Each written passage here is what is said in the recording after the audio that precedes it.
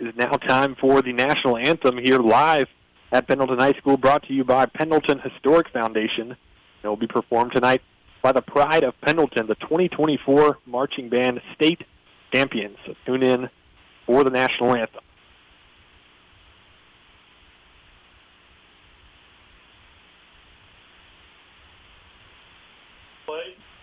Ladies and gentlemen, it's my pleasure to Miss C.J. Baker.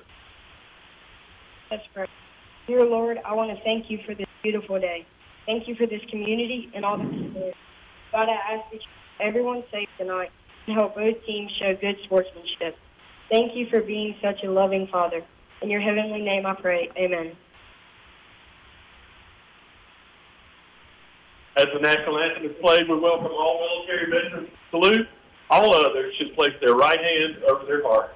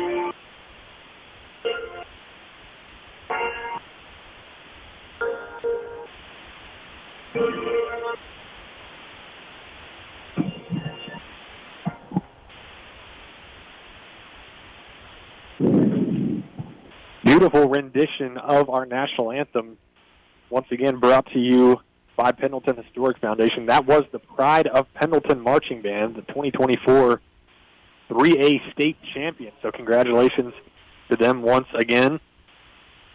Looking back at last week, Pendleton rebounded for a 19-0 home opening victory over the Keenan Raiders. Woodmont, on the other hand, the Wildcats did not start the season off the way that they wanted to. They fell to Seneca on the road last week, 49-7. And Ryan, you were actually at that game, so Pendleton had a lot of trouble last year with Woodmont, their size, their run game. What was Seneca able to do last week to kind of stifle that run game and hold them to only 7 points? Well, Seneca certainly has some size on the defensive line this year. Seems to be a much bigger group than they have had in the past. And just to be quite honest with you, they didn't have much luck at all running the ball against the Bobcats. Seneca was able to do pretty much whatever they wanted to do all night, especially through the air. Most people probably saw that Gavin Toma was named, I think, the 4A Player of the Week. I think he was 17 for 18 passing for 4 touchdowns, well over 300 yards. So they definitely just could not contain Gavin Toma in the air.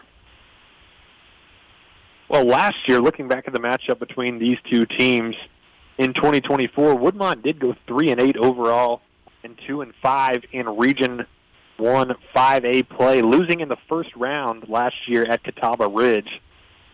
But Woodmont last year in the matchup against Pendleton, one of their 3 wins last season, they rushed for 260 yards on 35 attempts, as well as 172 passing yards on just 12 attempts.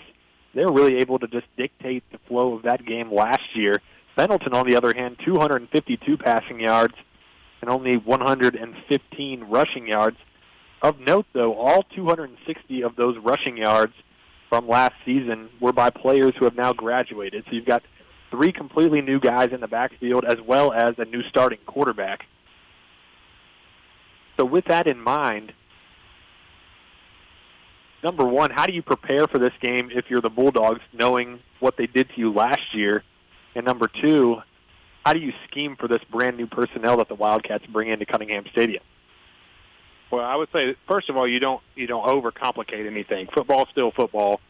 You can't read too much into the results from last week because you don't honestly know about Seneca yet. I mean, Seneca might be a powerhouse. They may not be. So you got to go in. I would say that, number one, you got to win in the trenches if you're Pendleton. You look back at last year's game and you see 260 yards rushing. That is not a success. That's not a recipe for success. So you got to make sure that you're shutting that down. In the running game last week, I would say that Devontae Taylor flashed a little bit. I would say he's the one that to look for out of the backfield. But, for the most part, you just got to win in the trenches and do the little things that it takes to win, basically any football game. Absolutely, and the Bulldogs will look to do just that here tonight.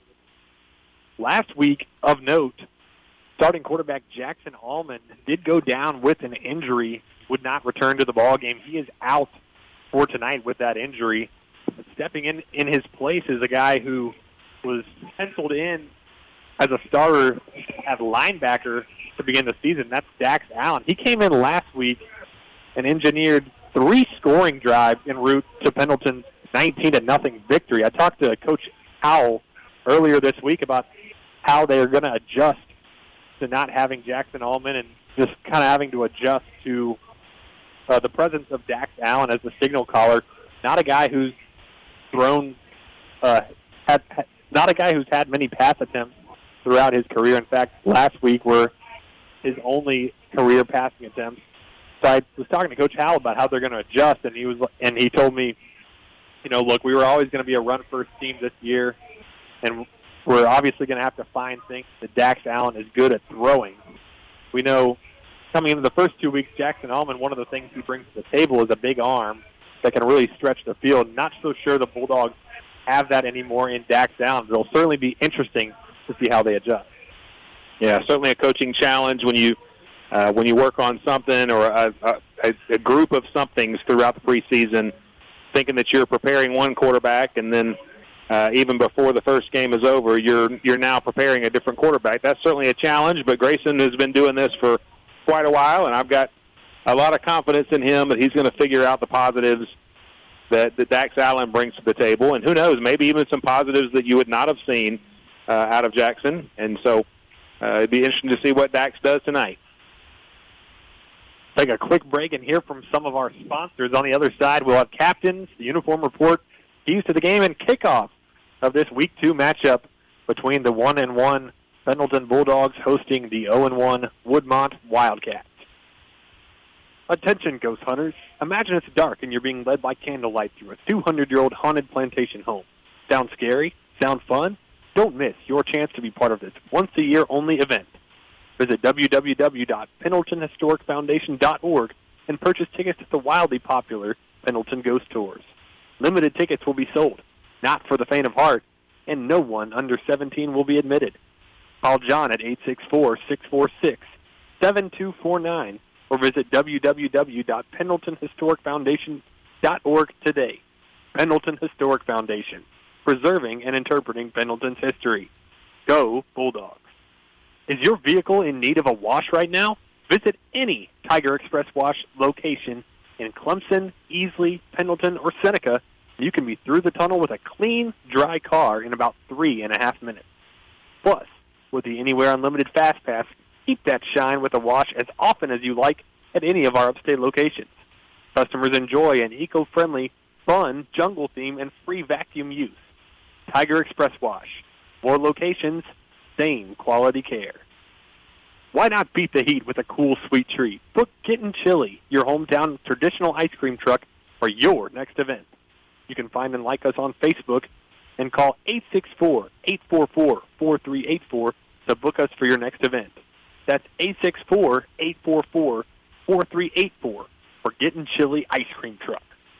Liberty Hall is a 10-room bed and breakfast with ensuite bath in historic Pendleton, available for those traveling to our area and local getaways. Liberty Hall venue is a great location for wedding receptions, corporate meetings, parties, and events. Call Liberty Hall today for your next event. Are you in the market for a new washer or dryer? How about a new refrigerator or a new range? Maybe you'd rather have a new state-of-the-art TV and home theater system with surround sound. If so, be sure to go see the folks at Crenshaws TV and Appliance for the finest selection, advice, and service after the sale. Open 24/7 at www.tvandappliance.com. Proud sponsor of the Pendleton Bulldogs. That's www.tvandappliance.com. Looking for a place to connect and build community? Join us at Foothills Church in Pendleton. We meet every Sunday at 10 a.m. at Pendleton High School. Whether you're new to exploring your faith or looking for a new church home, you're welcome here. Come experience uplifting worship, a message with real-life application, and a community that cares. That's Foothills Church, Sundays at 10 a.m. at Pendleton High School. We can't wait to see you there. West Cox Law Firm in Pendleton is proud to sponsor the Bulldogs. For help with real estate, wills, probate, or your small business, go see West Cox Law Firm in Pendleton. They're as tough and quick on your legal needs as the Bulldogs on a Friday night. Go to westcoxlaw.com after tonight's victory party to make your appointment. Guy's Pizza in Sandy Springs is the official pizza of Pendleton High School football. Come see us on Highway 76 right across the street from the Michelin plant in Sandy Springs. We're the home of the famous award-winning Bird Dog Pizza, along with many other specialty pizzas. We also have wings, calzones, strombolis, hot subs, dessert pizza, and much more. To place an order, call 864-375-1410 or stop by and dine in with us. Guy's Pizza in Sandy Springs, proudly serving the area for over 10 years. You are listening to Pendleton Bulldogs football, brought to you by Longhorn Steakhouse. We continue on with the Guy's Pizza of Sandy Springs pregame show. Both teams have taken the field. Captains for tonight's contest. First, for the visiting Woodmont Wildcats, number 3, Nicholas Keist. Number 15, Jeremiah Gibson. Number 51, Luke Thea. And number 71, Adrian Estridge. For the Bulldogs tonight, number 2, the quarterback, Dax Allen. Number 5, defensive end, Trent Garner. Number 15, defensive back and wide receiver, Jordan Mattress. And number 17, defensive back, Hugh Cooper.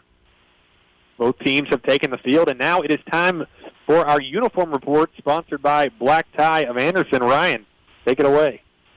Well, if I didn't know any better, I would think that maybe the Wofford Terriers are playing against the Duke Blue Devils tonight. You got Pendleton wearing their black jerseys with gold numbers and gold pants with black stripes down the side.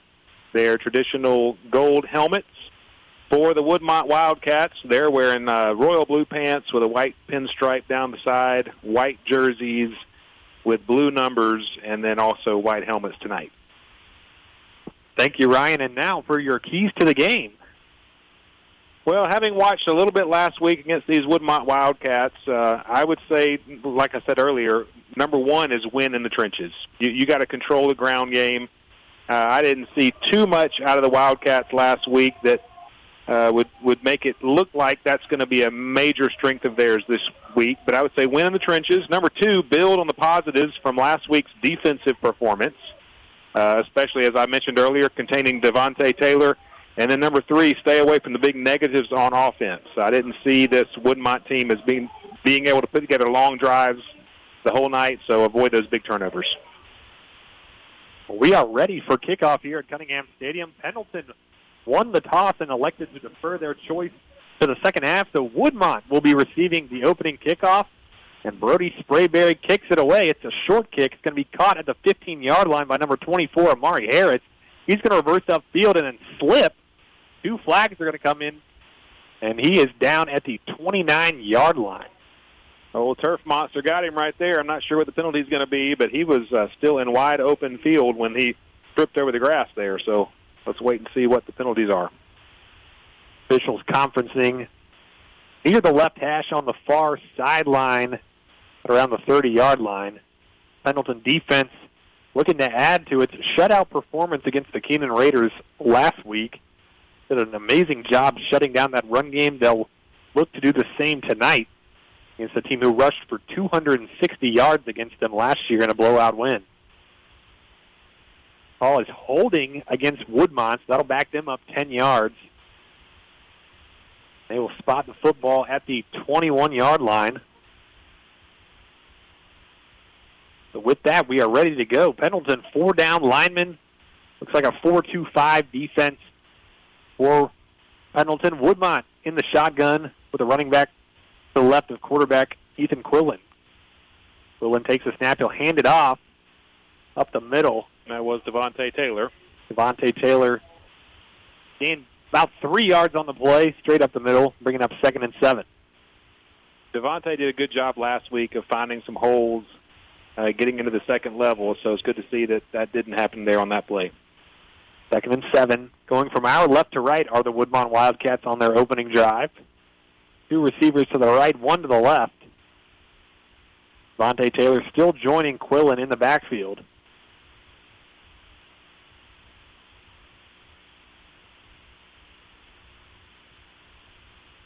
Quillen with the hard count now. He takes a snap. He'll 3-step drop. Fire over the middle looking for number 8.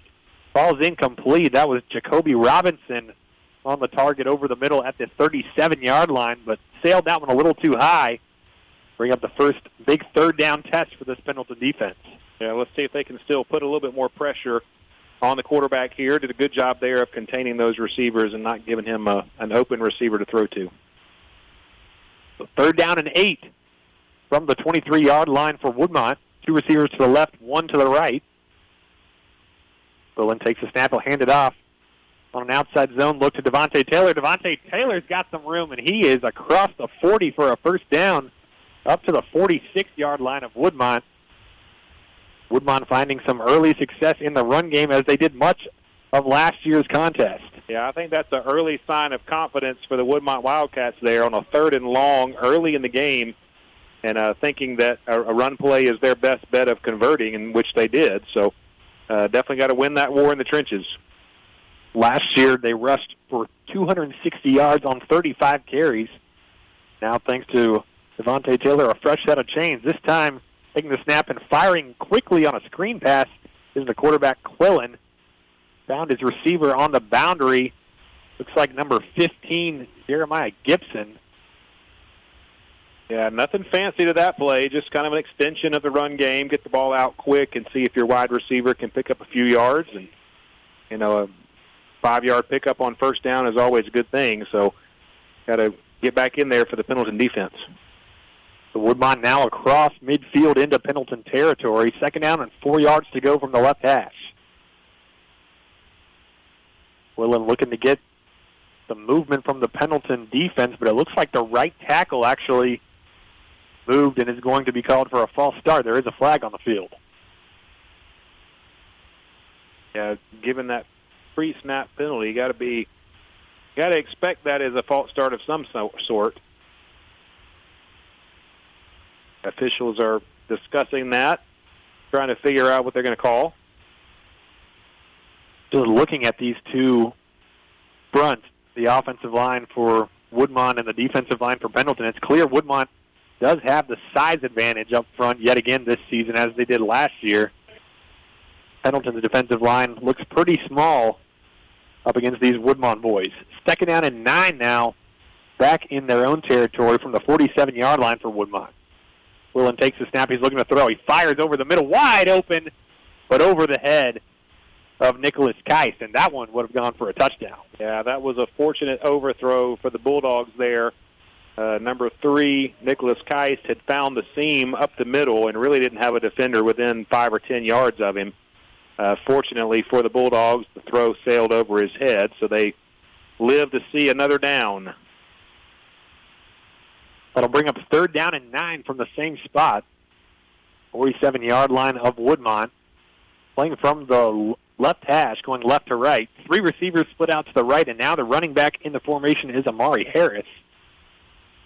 Quillen takes the snap. He's looking to throw pressure in his face immediately. A jump pass, and it's intercepted. Intercepted by Zy Collimore. And an early turnover by the Pendleton defense will set up the offense in Woodmont territory. A great play there by Zy Collimore to pick off the ill-advised throw by Ethan Quillen on 3rd down. Ill-advised for sure. I talked about one of the keys for Pendleton would be to avoid those big negatives. Woodmont did not do that on that play. It seemed to me like the quarterback was trying to do a little bit more than was there on the play. kind of a jump pass it turned out to be, and one that he definitely wishes he had back. So Pendleton's offense will come out for the first time tonight, start this drive at the plus 49-yard line. Interesting formation here for Pendleton. 5 receivers all out to the left. Dax Allen's going to fire a screen pass quickly. It's caught by Landon McMillan. Landon McMillan follows some blockers across the 45 down to the 44 of Woodmont. Interesting play design and a successful outcome there for the Pendleton offense on their first play from scrimmage. Probably a great idea for a new quarterback. Design some easy throws for him to get going early in the game. Pendleton utilizing some tempo, coming in motion from left to right is Ty Miller, and taking the snap, handing it off. Ray Spear going to be absolutely decimated by the Woodmont defensive front. Looks like leading the way there was number 64, Malachi Mitchum, on the tackle for loss. Nowhere to go for the running back. By the time he got the ball in his hands, there were multiple defenders already in the backfield. Definitely got to win that war in the trenches and keep that defensive line out of the backfield. So quickly, it's 3rd and 9 for this Pendleton Bulldogs offense from the plus 48. 2 receivers to each side. Dax Allen takes a snap. He'll roll out to his right, looking for options. A flag comes in. He is going to be forced out of bounds at the 45. This is likely going to be a holding, so it'll be interesting decision for Woodmont's first-year head coach, Malcolm Boyd. You take the 10 yards here and force them to play 3rd and 19, or you accept the results of the play and play 4th and 6. Yeah, I think if I had that decision to make, I'd be making them do the 4th down play, but it'll be interesting to see if they decide to back them up a little bit. That official conferencing with Malcolm Boyd. And it is holding against the right side of that Pendleton offensive line. I believe they get Corday Chapman, the right tackle.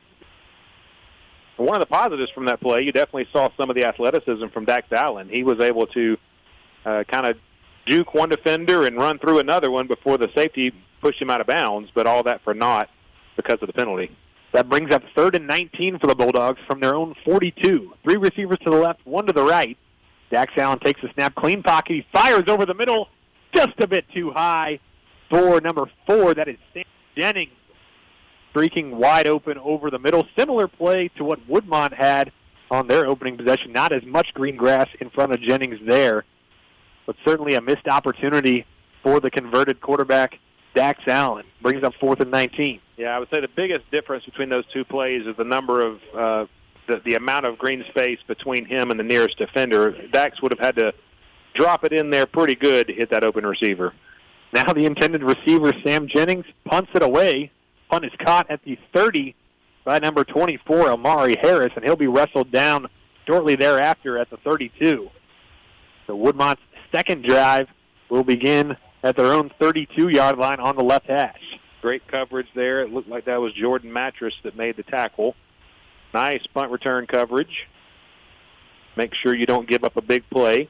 Special teams can be a place where games turn if you make a few more mistakes than you want to. Neither team can draw first blood on the opening 2 possessions of the game, and now with 8:19 to play, we're still scoreless here at Cunningham Stadium. In at quarterback this time is number 16. That is Harper Doyle. He will hand it off, I believe, to number 24, Amari Harris, on an outside zone play, and he's stopped by Jace Harrison Whitner on the play. Yeah, good job of the Pendleton defense of staying home when that play went back to the left side. I believe that was actually Devontae Taylor that got the snap and is in there and running back. 2nd and 9. Same quarterback, still Harper Doyle, in for the Wildcats. 2 receivers to his left and 1 to his right. They'll hand it off to Devontae Taylor again. Devontae Taylor shook off an initial tackle, but then he's wrapped up by Nate Wells, the defensive tackle from Pendleton. They'll gain 4 yards on the play, and that'll bring up 3rd down and 5. Looks like Woodmont's not going to overcomplicate it too much. They seem to think they've got an advantage on the line of scrimmage, and they're just going to see if they can pop runs through there, at least to open up the pass. 3rd and 5 from the 37 for Woodmont. 3 receivers to the right. None out to the left. Heavy set in for Devontae Taylor. Taking the snap is Doyle. He'll fire a screen pass to the near sideline. That's caught by Nicholas Keiss, and he has enough following his blockers for the first down just short of midfield at the 46-yard line. Yeah, that was a really nice job by Keiss because it looked like the defensive back had held off the block enough to stop that play, but Keiss was able to put on the juice, get around that DB, and pick up the first down. Well, actually spotted ahead to the 47 of Woodmont. The Wildcats have a fresh set of chains. 3 receivers out to the left for Doyle, and Devontae Taylor joining him in the backfield. Doyle takes a snap, will hand it off to Devontae Taylor up the middle. Devontae Taylor shakes off a couple of defenders, but then Zy Collimore rips the ball, and then Woodmont somehow falls on the football. There were 3 black shirts in the area, but number 33, that is Jake Puritan there, Johnny on the spot to jump on it and save the day for Woodmont. Zy Collimore, an interception on the first drive of the game, and there he punched the football out of the hands of Devontae Taylor. Unfortunately, the Bulldogs did nothing of it. I think forward momentum is what kept those Bulldogs from being able to fall on that ball, and the Wildcat was able to jump on it from behind. So all of a sudden, 1st and 10 for the Wildcats at the Pendleton 39-yard line from the right hash. Doyle drops back. He fires over the middle, dropped and almost intercepted by Zy Collimore again. This time, looking for Jacoby Robinson was Doyle, and it was a great pass right on the money. Just clanked off the hands of Robinson into the hands of Zy Collimore, who unfortunately could not reel it in for his second interception of the night. Yeah, maybe just a tad bit high, but not high enough that you wouldn't expect him to make that catch. But he just didn't bring it down and gave Pendleton a prime opportunity to come away from that with an interception. And unfortunately, that's 2 plays in a row that they just couldn't take the ball away. 2nd and 10 from the plus 39 for Woodmont on the right hash. 3 receivers to the left. In the backfield is Amari Harris. Doyle takes a snap, pressure in space, immediately fires complete on a screen play, but nowhere to go for Jacoby Robinson. Looked like a tunnel screen look that the Bulldogs like to employ on offense, but the Bulldogs defense does a nice job diagnosing the play and tackling him for no gain. Yeah, really nice pressure applied there by Michael Dixon. I don't know if it was intentional just to not block him at all, but, man, he got through there quickly, put a lot of pressure on the quarterback, made him get rid of the ball probably a little bit sooner than he thought he would have to. So another 3rd and long for this Wildcat offense. 3rd and 10 from the Pendleton 39-yard line. Harris in there with Doyle. Doyle takes a snap, will hand it off to Harris. Harris, a quick burst up the middle, close to the first down, close to the line to gain, but just a couple yards short. They tackle him at the Pendleton 31-yard line, so 4th down and 2 coming up here for Woodmont. Very interesting that yet another 3rd and long in which the Wildcats call a run play instead of a pass and almost converted again. So the Pendleton Bulldogs are going to have to stiffen up their defense to get the ball back here. 4th down and 2. 2 H-backs in on the play for Woodmont. Doyle trying to get some guys to jump off sides. They do not. He hands it out to Devontae Taylor, and he charges forward for a 1st down. Would not be denied there. He gains 3 yards on the play, only needing 2. He is tackled at the Bulldog 27-yard line. Yeah, that's one of those plays that if down and distance were not in effect, you're pretty pleased with that defensive play there. Only gave up 3 yards, but the Wildcats only needed 2 for a 1st down. 1st and 10 from the Bulldog 27 for Woodmont. Doyle looking a lot sharper as the signal caller for this Wildcat offense. 2 receivers to his left, 1 to his right. Devontae Taylor joining him in the backfield. Doyle takes a snap, clean pocket. Flag on the play on the far side. He'll roll out to his right. Nowhere to go with it, and he's shoved out of bounds by a Pendleton defender, number 53, Fisher Sailors. Was a flag on the play right in front of the Woodmont sideline at the line of scrimmage. Just based on the place that flag was dropped and the timing of it, I'm guessing some kind of illegal formation or illegal shift. I will say illegal formation against Woodmont. I believe that it's Jerry Rackley that is our head official tonight. Well, you should notice one other official that you recognize out there on the near sideline. Oh, Bruce Langston. Wow. We got a Utica Baptist Church referee crew tonight. Yeah, I didn't know that they work together. I don't know if that's common. They're both down there patrolling the whistles. That 5-yard illegal formation penalty will back the Wildcats up. First down and 15 now. Same formation. 2 receivers to the left, 1 to the right. Doyle this time hands it off on an outside zone play to Devontae Taylor. Runs into his own man, then is tackled right at the line of scrimmage. They'll bring up second down and 15. If you're confused about why we're talking about the officials, Ryan is actually the head pastor at Utica Baptist Church, and 2 of the 4 officials on the crew tonight are actually members of Utica. How about that? That's right, including the crew chief, Jerry Rackley, who does a great job as a high school official.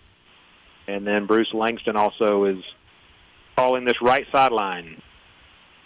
Second down and 15 for Woodmont from the left hash on the Pendleton 32-yard line. Doyle takes a snap, fires quickly on a screen play to number 3. That is Nicholas Keist yet again. He evaded an initial defender, and it's finally brought down at the 25. But Woodmont still a little bit of work to do here ahead of this third down play. That's the second time that Keister got it on a screen pass and looked like he was going to be contained for almost no yardage.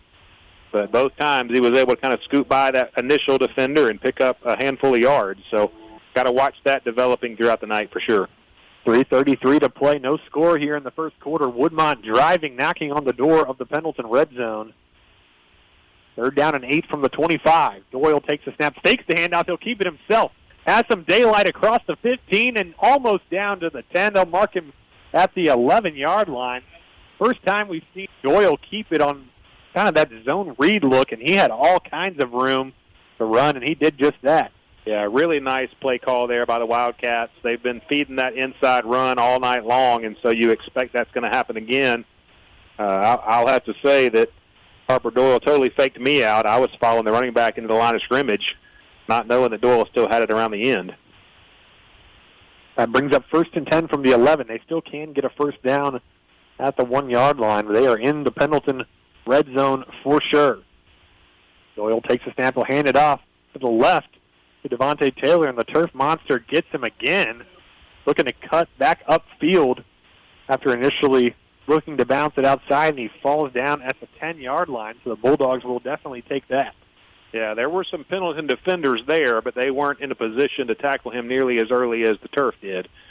So you got to be thankful for maybe a mismatch of cleats that led to an early fall.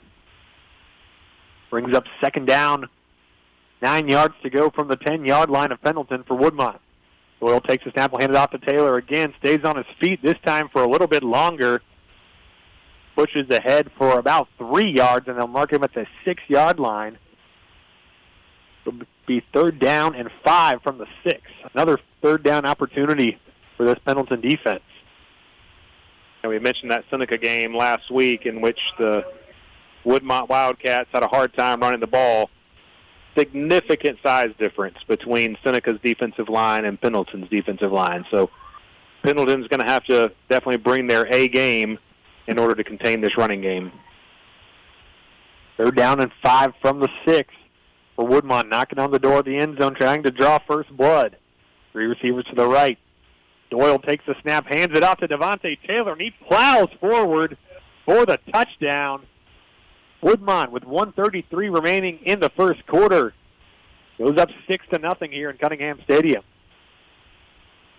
All in all, not a devastating drive there for the Bulldogs. A lot of positives to build on.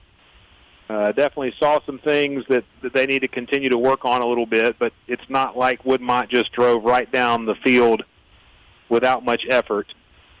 So let's clean a few things up, make a few tackles that are there for the making, and maybe better next time for the defense. Woodmont in the swinging gate formation, maybe going for 2. Now they will shift into the normal point after touchdown formation. We saw Pendleton utilize that formation a lot last season. Will be interesting to see if they do this year. But now on for the extra point, Bradley Crowell. His kick is up and it is good. So with 1:33 remaining in the first quarter, Woodmont draws first blood here at Cunningham Stadium against the Pendleton Bulldogs. Woodmont leads 7-0. Attention, ghost hunters. Imagine it's dark and you're being led by candlelight through a 200-year-old haunted plantation home. Sound scary? Sound fun? Don't miss your chance to be part of this once-a-year only event. Visit www.pendletonhistoricfoundation.org and purchase tickets to the wildly popular Pendleton Ghost Tours. Limited tickets will be sold, not for the faint of heart, and no one under 17 will be admitted. Call John at 864-646-7249 or visit www.pendletonhistoricfoundation.org today. Pendleton Historic Foundation, preserving and interpreting Pendleton's history. Go Bulldogs. Is your vehicle in need of a wash right now? Visit any Tiger Express Wash location in Clemson, Easley, Pendleton, or Seneca. You can be through the tunnel with a clean, dry car in about 3.5 minutes. Plus, with the Anywhere Unlimited Fast Pass, keep that shine with a wash as often as you like at any of our upstate locations. Customers enjoy an eco-friendly, fun, jungle theme, and free vacuum use. Tiger Express Wash. More locations, same quality care. Back here from Cunningham Stadium, Samuel Goodrow, Ryan Goodrow, listening to Pendleton Bulldog football. Listening to Pendleton Bulldog football brought to you by Longhorn Steakhouse. Just 3 drives into the game here tonight at Cunningham Stadium. Woodmont leading 7-0. The first 2 drives, Woodmont threw an interception to Zy Collymore, and then Pendleton not much success on offense. They had a short drive that ended with a punt from the 32-yard line, and then Woodmont responded with a long 68-yard touchdown drive that was capped off by a 6-yard touchdown run by Devontae Taylor. Kickoff is away by Bradley Crowell, and it is well into the end zone for a touchback. Bulldogs offense will take over at their own 20-yard line, looking to respond to that long Woodmont drive. Great opportunity for the Bulldogs to get back out there and try some more of that game plan that Coach Grayson Howell has cooked up for this ball game. Want to see Dax Allen just continue to settle into the game plan a little bit. 1st and 10 for the Bulldogs from their own 20. Dax Allen takes a snap, fakes the handoff to Bray Spear, and will keep it himself. Looks like a triple option look there with both Bray Spear and Deshaun Jenkins in the backfield joining Allen. He's tackled for a 4-yard loss, and then a flag flies in at the end of the play. It might be an unsportsmanlike conduct. There was some pushing and shoving there at the end of the play. Definitely see a lot of toughness out of Dax Allen. He put his head down even on that one. I'd like to see maybe some inside runs designed for Dax to take advantage of that. But based on what I saw last week, I think they're also going to have to test this Woodmont defense through the air. It is unsportsmanlike conduct against Woodmont. So that will give Pendleton 15 yards and a fresh set of chains at their own 31-yard line. Definitely will take that if you're a Bulldog. Yeah, definitely a nice way to get the drive started and get some positive yardage, kind of settle down the offense a little bit. 1st and 10 from the right hash. Spear in the backfield with Allen. Landed to Spear, and Spear is leveled for yet another tackle for loss. Another loss of 4. Pretty identical result there on a different, that time an inside zone look. Pendleton not having much success establishing the run. Yeah, the Woodmont defense is really stuffing things up. I think on both of those carries, the first contact was actually made with a Pendleton offensive lineman.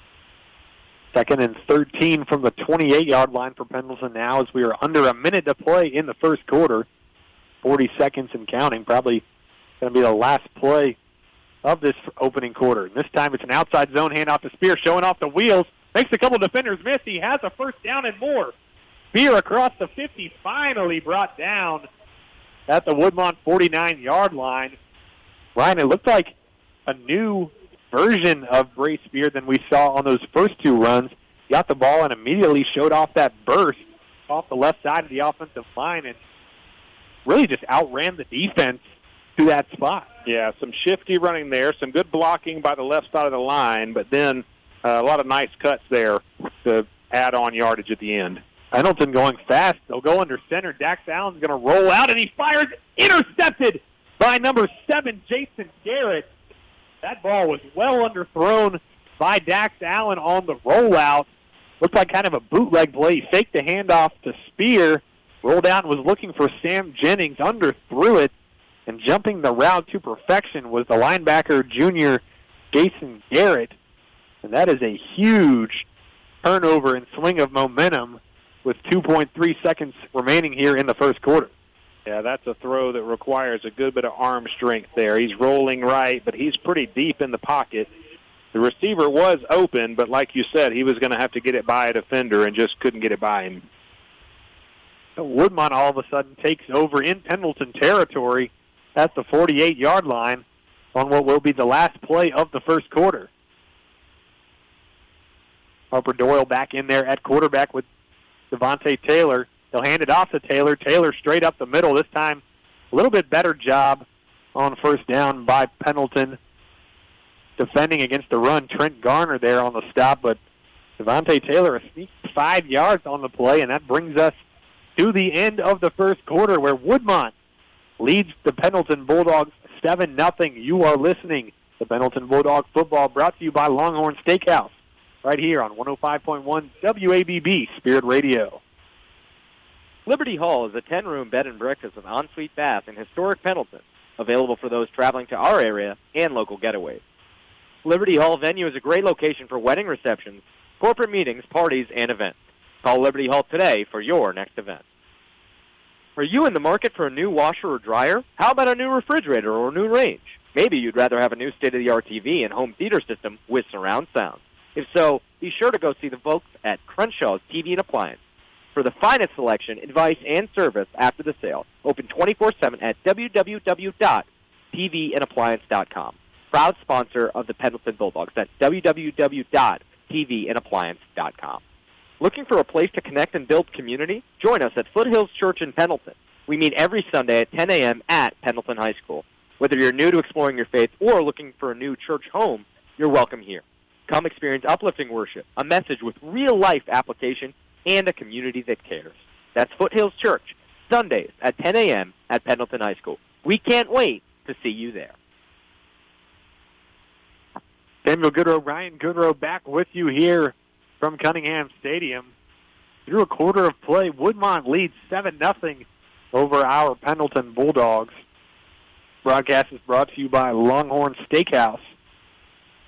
Ryan, it seemed like Pendleton was starting to at least move the ball a little bit, coming off the momentum of that long brace spear run, and then a little bit creative getting under center were the Bulldogs' offense and Dax Allen, and just a disastrous play with the underthrow leading to an interception and setting Woodmont up with yet another drive.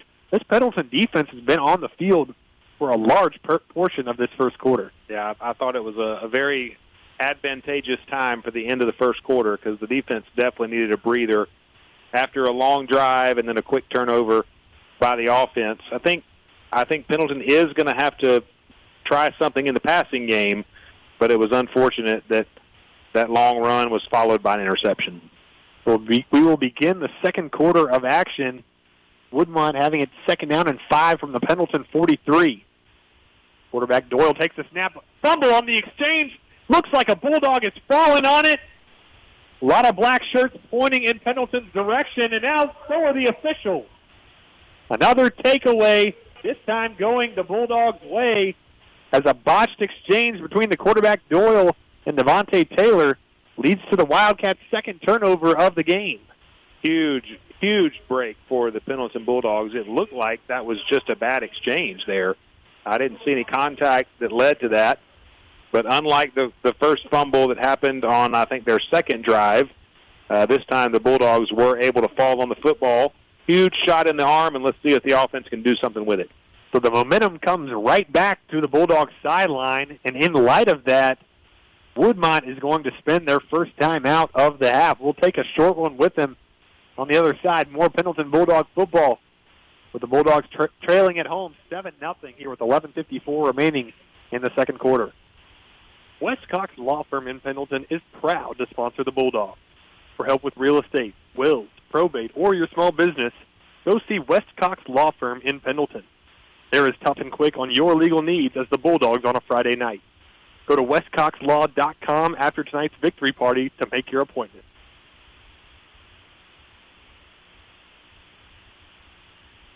West Cox Guy's Pizza in Sandy Springs is the official pizza of Pendleton High School football. Come see us on Highway 76 right across the street from the Michelin plant in Sandy Springs. We're the home of the famous award-winning Bird Dog Pizza, along with many other specialty pizzas. We also have wings, calzones, stromboli, hot subs, dessert pizza, and much more. Place an order, call 864-375-1410, or stop by and dine in with us. Guy's Pizza in Sandy Springs, proudly serving the area for over 10 years. Back with you from Cunningham Stadium, 1st and 10 from the 45 for Pendleton. Dax Allen takes a snap. He'll hand it off to Bray Spear on an outside run, and Bray Spear's got some daylight down the near sideline. Finally forced out of bounds across the Pendleton 50, across the 50 down to the Woodmont 48-yard line. Now going up tempo, they'll hand it up the middle to Bray Spear yet again. He has enough for the first down into Woodmont territory at the 43-yard line. Pendleton really trying to establish Spear in this run game here early in the second. Yeah, hopefully that'll open up some opportunities in the passing game, but I wouldn't overcomplicate things right now. First down and 10 for Pendleton. Dax Allen takes a snap. This time he'll hand it off up the middle to Deshaun Jenkins.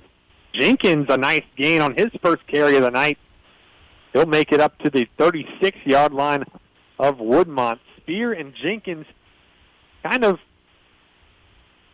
differentiating styles running the football. Jenkins more of a speed back and Spear a power back. It's interesting to see how Pendleton continues to use them. Here's Jenkins yet again on second down. A nice jump cut to reverse field and get the first down. We'll mark him at the 32-yard line of Woodmont. Pendleton finally having some consistent success moving the ball. Yeah, I think the Woodmont defense is having a tough time containing Jenkins. He's not going to run over them, but he's having success in finding those holes, even though they're a little bit smaller. Handed off to Jenkins yet again up the middle, his third in a row. Not as much doing that time. He'll gain about 3 on the play and bring up 2nd and 7 from the Woodmont 29. I think the key to this drive so far has been eliminating the negative plays because it's hard to move the chains if you move backwards. Coming in relief for Jenkins now is Spear, and Dax Allen will fake the handoff to Spear, take it himself up the middle like Ryan was calling for earlier. It proves successful for the Bulldogs as he makes it close to the 20-yard line. They'll mark him at the 21. So that's good enough for a Bulldogs first down. Kind of another zone read that time with Allen going up the middle. Yeah, I love that play. I don't think Dax Allen has the speed to make it to the outside, but he does have power as an inside runner, and I think they got to take advantage of that. Bulldogs going up tempo. They'll hand it off to Spear yet again. Spear bounces it outside across the 15. Tackled down at the 11-yard line. Bulldogs finding their rhythm running the football, completely abandoning the passing game on this drive, and so far it has been successful. Yeah, if I were Coach Howell, I wouldn't move away from the run until you had to on this one. They've had great success kind of changing things up, different run calls, but all of them having a measure of success on this drive. They'll actually give him enough for the first down. 1st and 10 from the 11. They'll hand it off to Spear yet again on an outside zone. He cuts back upfield, turning his legs across the 5, and finally stopped at the 3-yard line of Woodmont. So the Bulldogs knocking on the door of evening this game. We continue on with 9:18 and counting to play in the first half. Yeah, this is where you challenge your offensive line. You got 4 plays to make about 3 to 4 yards. Don't overcomplicate it. Just pick your best 3 run plays and get it in the end zone. Split backfield now for Pendleton. Both Jenkins and Spear in the formation. They'll fake the handoff to both of them. Dax Allen keeps it himself, and he is met by a pile of white jerseys. Woodmont does a nice job diagnosing that play He'll be tackled. Allen will be tackled there for no gain. Bring up third down. Yeah, that was pretty impressive by the Wildcat defense. After the success these running backs have been having, for them to have the discipline to stay there on Holder, very impressive there. But the Bulldogs have 3 more shots to get in the end zone. So third down and 2 from the 3-yard line. Same formation for the Bulldogs. And a hard count by Dax Allen gets movement from the guys up front for Woodmont. Looked like it was number 64 jumping offside, Malachi Mitchum, who had a big tackle for loss on Pendleton's opening possession. And it will be offside. So that'll bring up first down and goal for the Bulldogs. And that is a huge call to give 4 more opportunities to punch in the end zone. Same formation. Allen takes the snap, keeps it himself. A little bit of trouble on the exchange, able to pull it down. But he is tackled right at the 3-yard line. Looks like a bit of a high snap there. Yeah, I think the biggest positive from that play is that there was not a turnover. That one could have gone the other direction, but Dax Allen was able to corral that snap, make sure it wasn't a huge loss. Let's see what we can do now on second down. 7:55 remaining in the first half. Second down and goal. They'll hand it out to Jenkins this time, and Jenkins tackled for loss as he was trying the left side of Woodmont's defensive front. That size advantage really proving important here as the Bulldogs are trying to level the score at 7. All right, Samuel, what do you do here? Do you just give it to Spear and see if he can power it in there, or do you feel like you got to somehow trick this Wildcat defense and do something they're not expecting? I would almost throw the football here on third down because you haven't done it at all on this drive, and Woodmont may not be expecting it. Yeah, maybe a good opportunity to catch them off guard with some kind of a pop pass or over the middle tight end screen or something. Looks like we've got some confusion as to the down and distance here. Yeah, I noticed earlier that the down marker on the far sideline had second down. The scoreboard had third. So maybe there's some discussion if this is supposed to be third or fourth down. I think certainly if the penalty earlier gave them a first down, this would indeed be third down. Woodmont's coaching staff seems to believe that they have come up with a turnover on downs. So that would be, and they have. There was confusion with the down and distance. Apparently, the offsides penalty did not come with an automatic first down, as it was half the distance to the goal and not a 5-yard penalty. Seems like maybe the officials should have been in charge of fixing the down marker on the other side of the field. You would think, but Wildcats are going to take over at their own 4, so that is a massive swing in this game as Pendleton thought that they were going to level the score at 7. Man, that's huge. Wow. Down markers showed second down. Scoreboard showed third. Officials played it as if it was fourth. That's quite interesting. Woodmont takes over at their own 4-yard line. Doyle in the shotgun on first down. He'll hand it off to his running back, Devontae Taylor, and Taylor is met at the line of scrimmage. Maybe got one on the play. Nice job by the defense. If you're the Pendleton coaching staff and certainly just the team as a whole, that has to be a punch in the gut to get that close and not only be shut down, but to be shut down on that kind of confusion, thinking that you still had a couple more downs to punch it in. Let's see if the Pendleton defense can put the team on their back and get this ball back. Officially no gain on the play. 2nd and 10, still from the 4 for this Woodmont offense. Doyle in the shotgun with Devontae Taylor to his right. Take the handoff and hand it off to Devontae Taylor on a outside zone look, but Devontae Taylor cuts it back upfield, and he has some space out close to the 20-yard line, more than enough for a first down. Mark him at the 18 for a 14-yard first down run by Devontae Taylor. Yeah, nice vision there by Taylor. That play was clearly designed to go off the left side of the line. He cut it back and was able to find space and get into the second level. Gets it to about the 18-yard line for a fresh set of downs. 6:56 remaining in the first half. Woodmont leading 7-0. driving from our right to left at their own 18-yard line, 1st and 10. Doyle takes a snap. He'll fire it quickly. Nicholas Keiss yet again on that screen play that we've seen probably 3 times so far tonight. Pendleton will swarm to him at the 24-yard line and a gain of 6.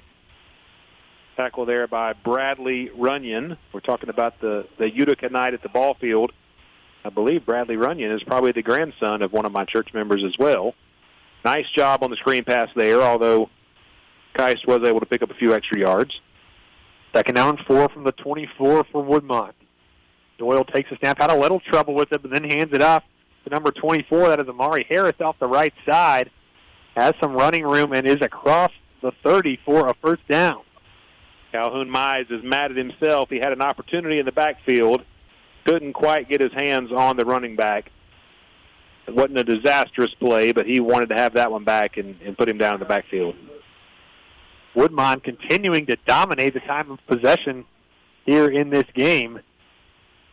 6 minutes remain in the first half, with the Wildcats still up a score. 1st and 10 now from their own 30. Doyle takes the shotgun snap, and before that we have movement and a flag. Looks like it's probably going to be a false start on the interior line. They're going to back up the Wildcats 5 yards, put them at 1st and 15. Maybe that's the 5 yards that the Bulldogs need to get the ball back here on this possession. Seems like it's very important, both for the totality of this game and just in general what we've seen on previous drives, for this Bulldog defense to get a nice stop here on 1st down and not set up Woodmont with short yardage. 1st and 15 now from their own 25 for Woodmont. Doyle takes a snap, fakes the handoff. He'll fire a screen caught this time by Jacoby Robinson. Robinson up the field to about the 31-yard line before he's brought down. So a 6-yard gain brings up 2nd down and 9. They'll actually give him 7 for 2nd down and 8. Yeah, on those previous screen plays, it was Nicholas Keiss who was the receiver. On that play was successful because of the blocking of Nicholas Keiss. So they have found the opportunity to cash in on some of those extended runs with the screen passes. 2nd down and 8 from the 32-yard line now for Woodmont. 3 receivers to the right with Harris in the backfield. Doyle takes a snap. He'll fire it over to the far sideline. It's complete to number 11, Frank Lewis, who's got some space, going off the speed across the 45. Finally forced out of bounds at the 47-yard line, still in Woodmont territory. Now, given the success of these screen plays early in the game, I don't think Pendleton is going to be able to hang back off of the receivers. I think they're going to have to crowd the line a little bit more, especially with that second receiver being out there. I just don't think they can give up 5 or 6 yards on every screen pass. 4:40 remaining in the first half of action. Woodmont on fresh set of chains, 1st and 10 from their own 47-yard line. Harper Doyle takes a snap, fires deep, looking for his receiver number 3, and it's an interception is dropped by number 8, Jace Harrison Widner, going stride for stride in coverage there with Keiss. Another overthrow by Doyle, but the Bulldogs unfortunately not able to cash in. I think that coverage in particular accentuates what I was saying. If I were Pendleton, I would play a little bit more press coverage because this quarterback hasn't shown the accuracy to find the open receiver, but we're allowing a lot of space there for the screen pass. So ahead of this 2nd down and 10 play, Coach Grayson Howell is going to use his first of 3 timeouts here in the first half. We'll take a quick one with him. 7-0 Woodmont here at Cunningham Stadium. The Bulldogs looking to get a big stop when we return. You're listening to Bulldog Football, brought to you by Longhorn Steakhouse from 105.1 WABB Spirit Radio. Attention, ghost hunters. Imagine it's dark and you're being led by candlelight through a 200-year-old haunted plantation home. Sound scary? Sound fun? Don't miss your chance to be part of this once-a-year only event. Visit www.pendletonhistoricfoundation.org and purchase tickets to the wildly popular Pendleton Ghost Tours. Limited tickets will be sold, not for the faint of heart, and no one under 17 will be admitted. Call John at 864-646-7249 or visit www.pendletonhistoricfoundation.org today. Pendleton Historic Foundation, preserving and interpreting Pendleton's history.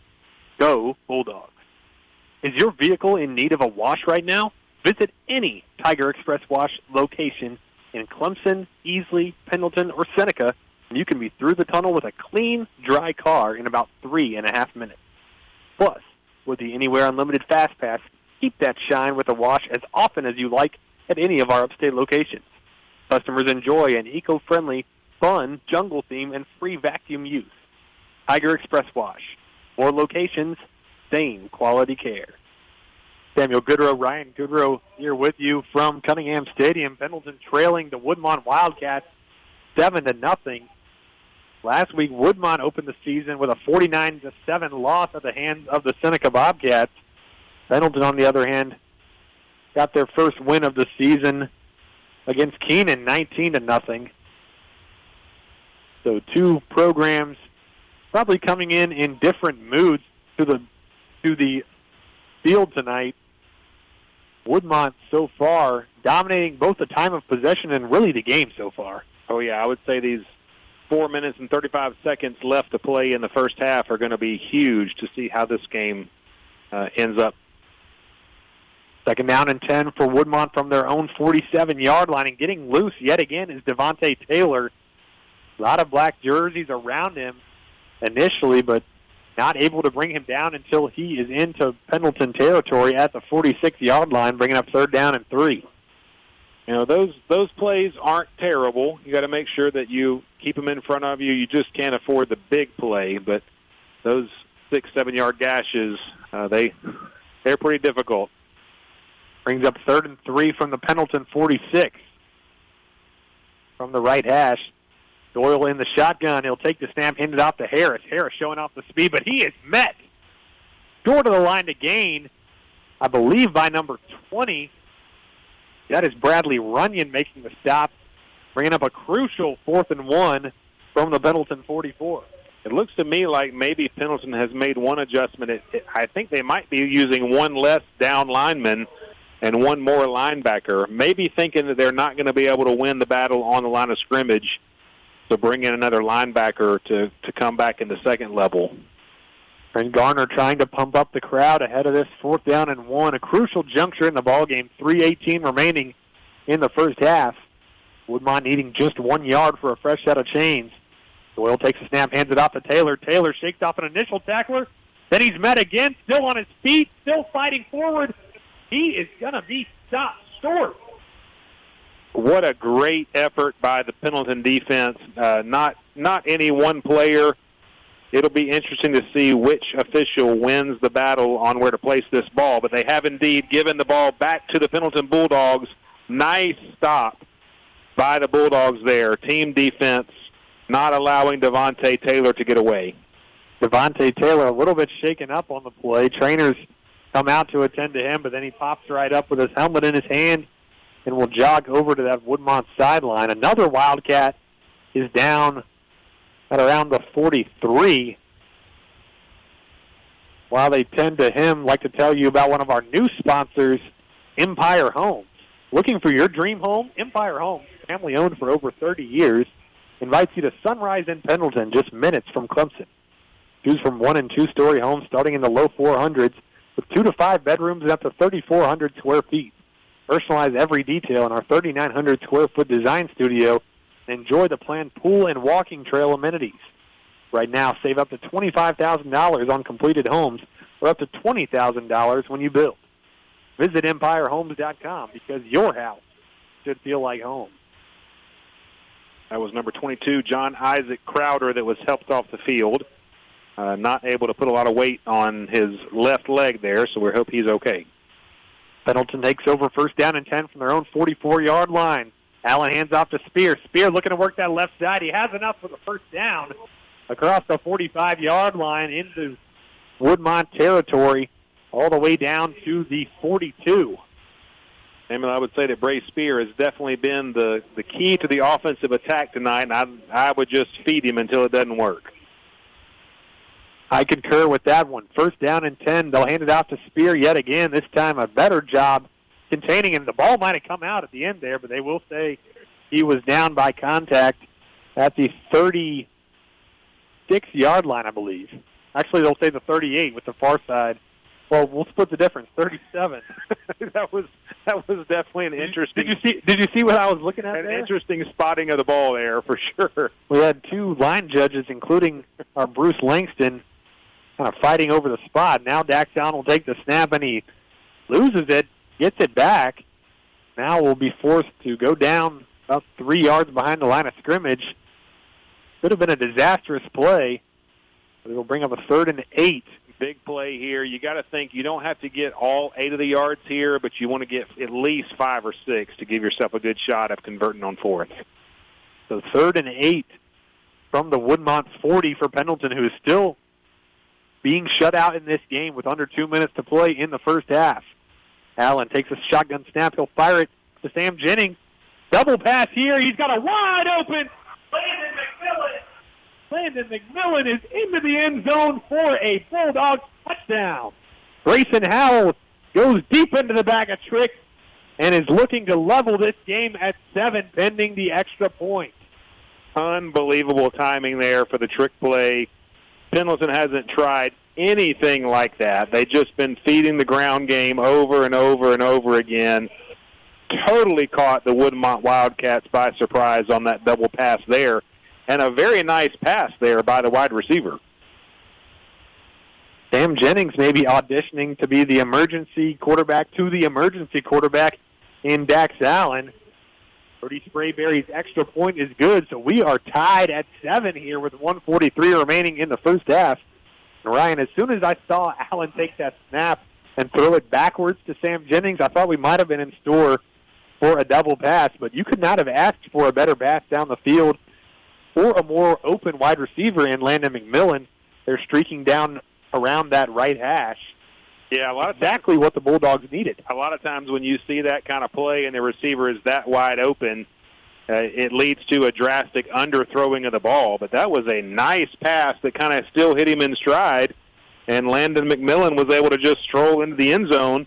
Kudos to him for not getting ahead of himself and looking to the end zone before he caught that ball. Nice play design, nice execution, and just, man, what a radical turn of events we saw from a very nearly converted 4th down. Incredible effort by the Pendleton defense, in which not just one of them, but a whole team swarmed around the running back, Devontae Taylor, who just was not going to give up, but Pendleton just didn't give him an opportunity to get that first down.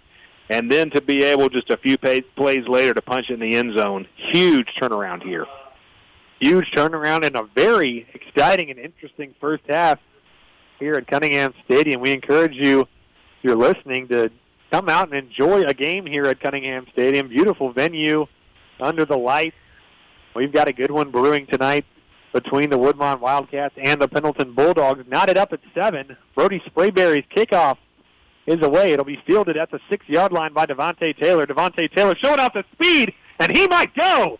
That is not even Devontae Taylor. That is number 8. That is Jacoby Robinson down the far sideline, and he will go all the way for a touchdown. I'm not sure he got touched by anybody on that play, Samuel. He came right up the middle, found a seam, and then it was very clear pretty quickly that Brody Sprayberry was going to be the only one that had a chance. But that speed by Jacoby Robinson took that chance away, and he took that probably about 93 yards to the house. Yeah, I believe I said he caught it at the 6, so that would be 94 yards.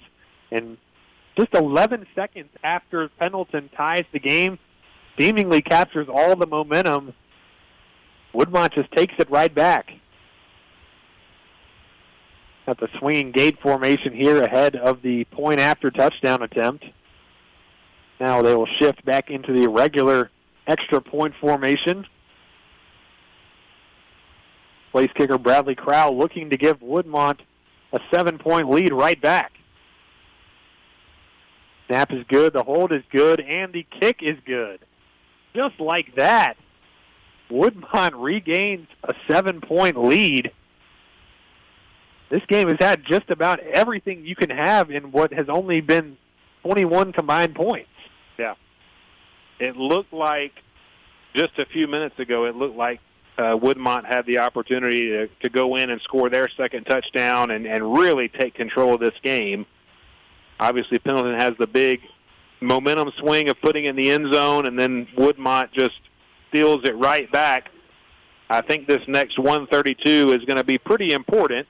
Not necessarily that Pendleton be able to go down and score, but certainly that they be able to keep the ball, get some positive momentum going into the half.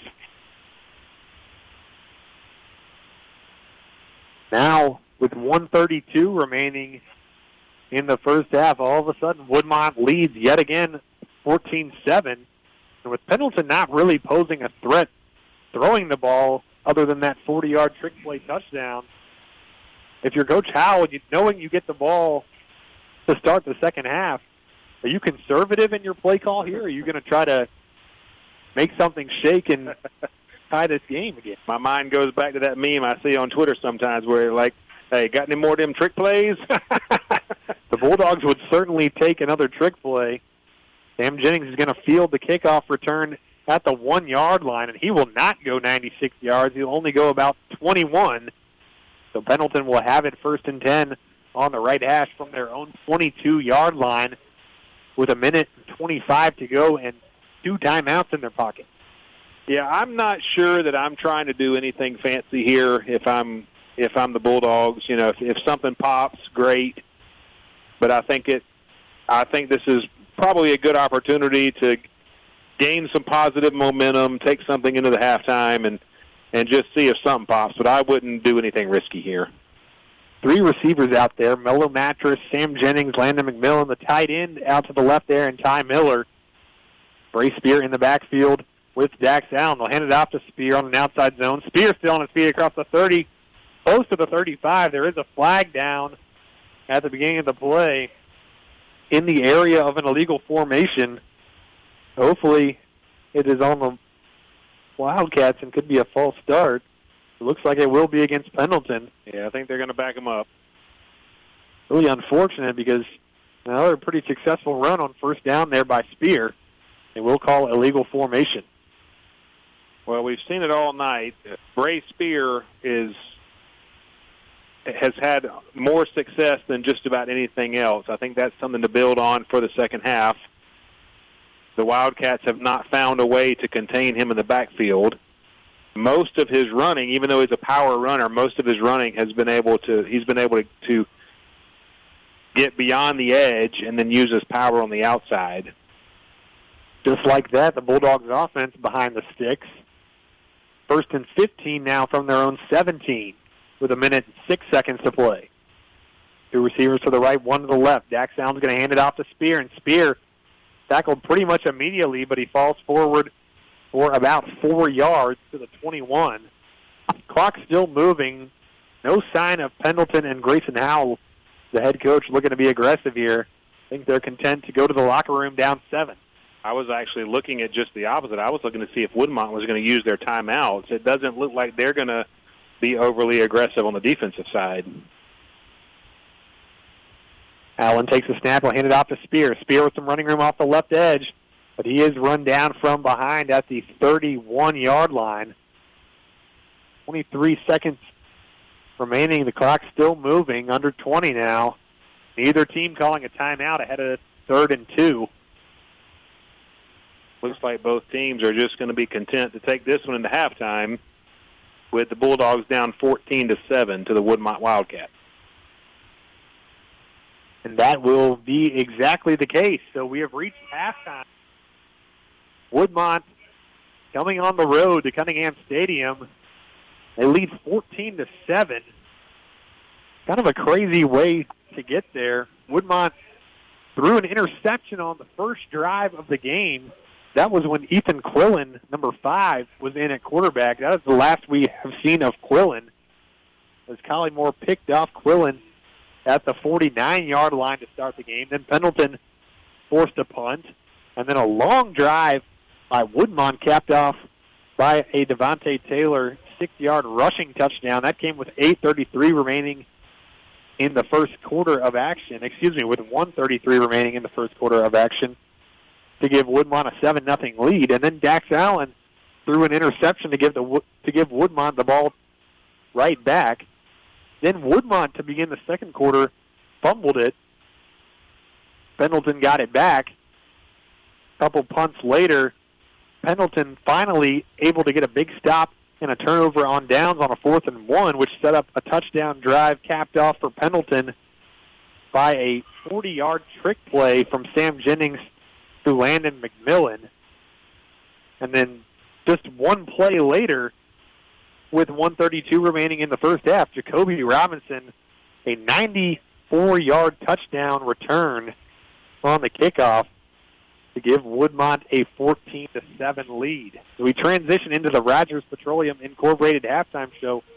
Ryan, what did you see in that first half from each team in terms of what their identity is on offense? And secondly, what do you do if you're Pendleton to adjust to what you've seen from Woodmont and try to get back into this football game? It seems to me like both of these teams are hanging their hat on the run game.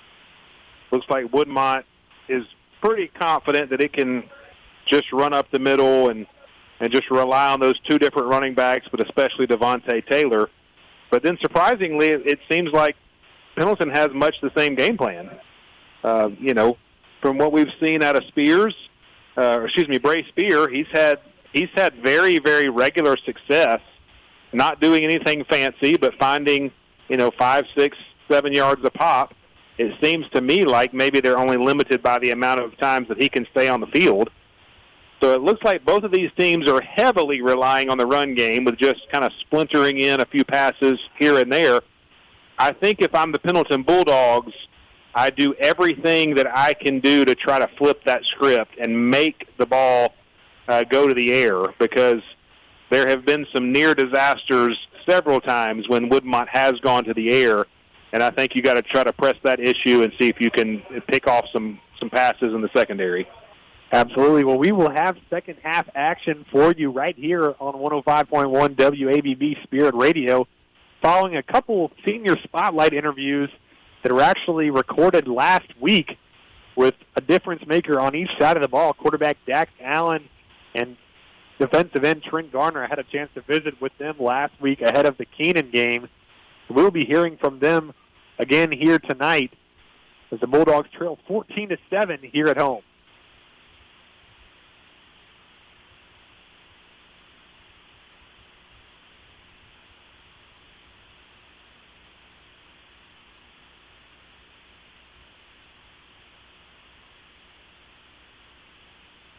Dax Allen, a senior linebacker. Dax, how are you? Good, how are you? Doing well, Dax. So, Dax, we get to call your name a lot on the radio for you making plays on the football field, but tell me a little bit about yourself off the field. What are some of your hobbies? Some of my hobbies are hanging out with friends. I love doing that. I'm really involved with my church and community and stuff.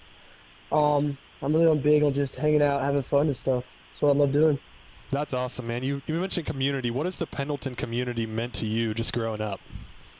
Well, I've always been around the Pendleton community. My family is really the roots are deep in Pendleton for my family. Sorry. I've been playing football, basketball, baseball, track since I was 6-year-old in Pendleton and stuff. And Pendleton community really means a lot to me. It's just there's always someone around here that helps around and just pours their time into the kids and stuff everywhere. And I'm grateful for everybody that's ever coached me and poured time into me in this community. Yeah, that's awesome, man. You mentioned playing all these sports. You're a multi-sport athlete. How have playing these other sports, baseball, basketball, track, like you mentioned, how has that helped you on the football field? In various ways, yes. Probably from, let's see, basketball, it's a team sport, it's not just one person, everybody has to be in their team. It's just like football, you always have to depend on somebody, or, it's just one person can't be the main guy and everything. You have brothers out there for a reason, there's no I in team, you just go out there, you play with your brothers, you depend on each other. If one man doesn't do their job, then the whole thing fails, and that's just what I love about all sports, just everybody pouring their hearts, times, all into the games they love, Absolutely, man. And then back to football, what has being a part of this Pendleton Bulldog football program meant to you throughout the course of your high school career? It's meant a lot, you know. Freshman year, we didn't have too good a year. We went 5-5, and then sophomore year, 9-3, and then junior year, not, you know, worst year I've had here, 4-6. But I look at those records, and I just think about, you know, what was the teams like in those moments and stuff, and it's just amazing. Every single one of those teams have just been fun, amazing. None of those, I wish I could go play for each one of those teams again. You know, it's just every time I step on the field in black, gold, and white, it means a lot more to me, and it just is. I'm proud to wear black and gold. And I love it. No doubt, man. We're continuing to visit with senior linebacker Dax Allen. Dax, I feel like all linebackers just kind of have a little bit of crazy in them. You kind of have to play the position. So I was just wondering, what do you do going into the day of a game? Do you have any routines? Like, how do you get yourself hyped up to play a game? Let me think about this. There's no, you know, way I go about this, but I just try to have a normal day as possible. You know, I obviously love thinking about football and stuff, but you know, I just kind of go day by day. You know, first block, second block, third block, and so forth. But in the locker room, I love to put headphones on. I'm not listening to rap or anything, but I just love listening to calm music. You know, I know linebackers usually have that way of being crazy and stuff, but you know, calm music just makes me calm and ready for the game. It gets me locked in. You know. I don't know if that makes sense, but yeah, it's just something that I do. No, yeah, that's awesome and definitely really unique. What are some of the things you like to listen to? Definitely country. I know that's not really too calm, but country and just I love listening to Christian music too before I play. You know, it just feels like I'm not just doing this for me. I'm just also doing it for the glory of God. So that's a big thing for me too.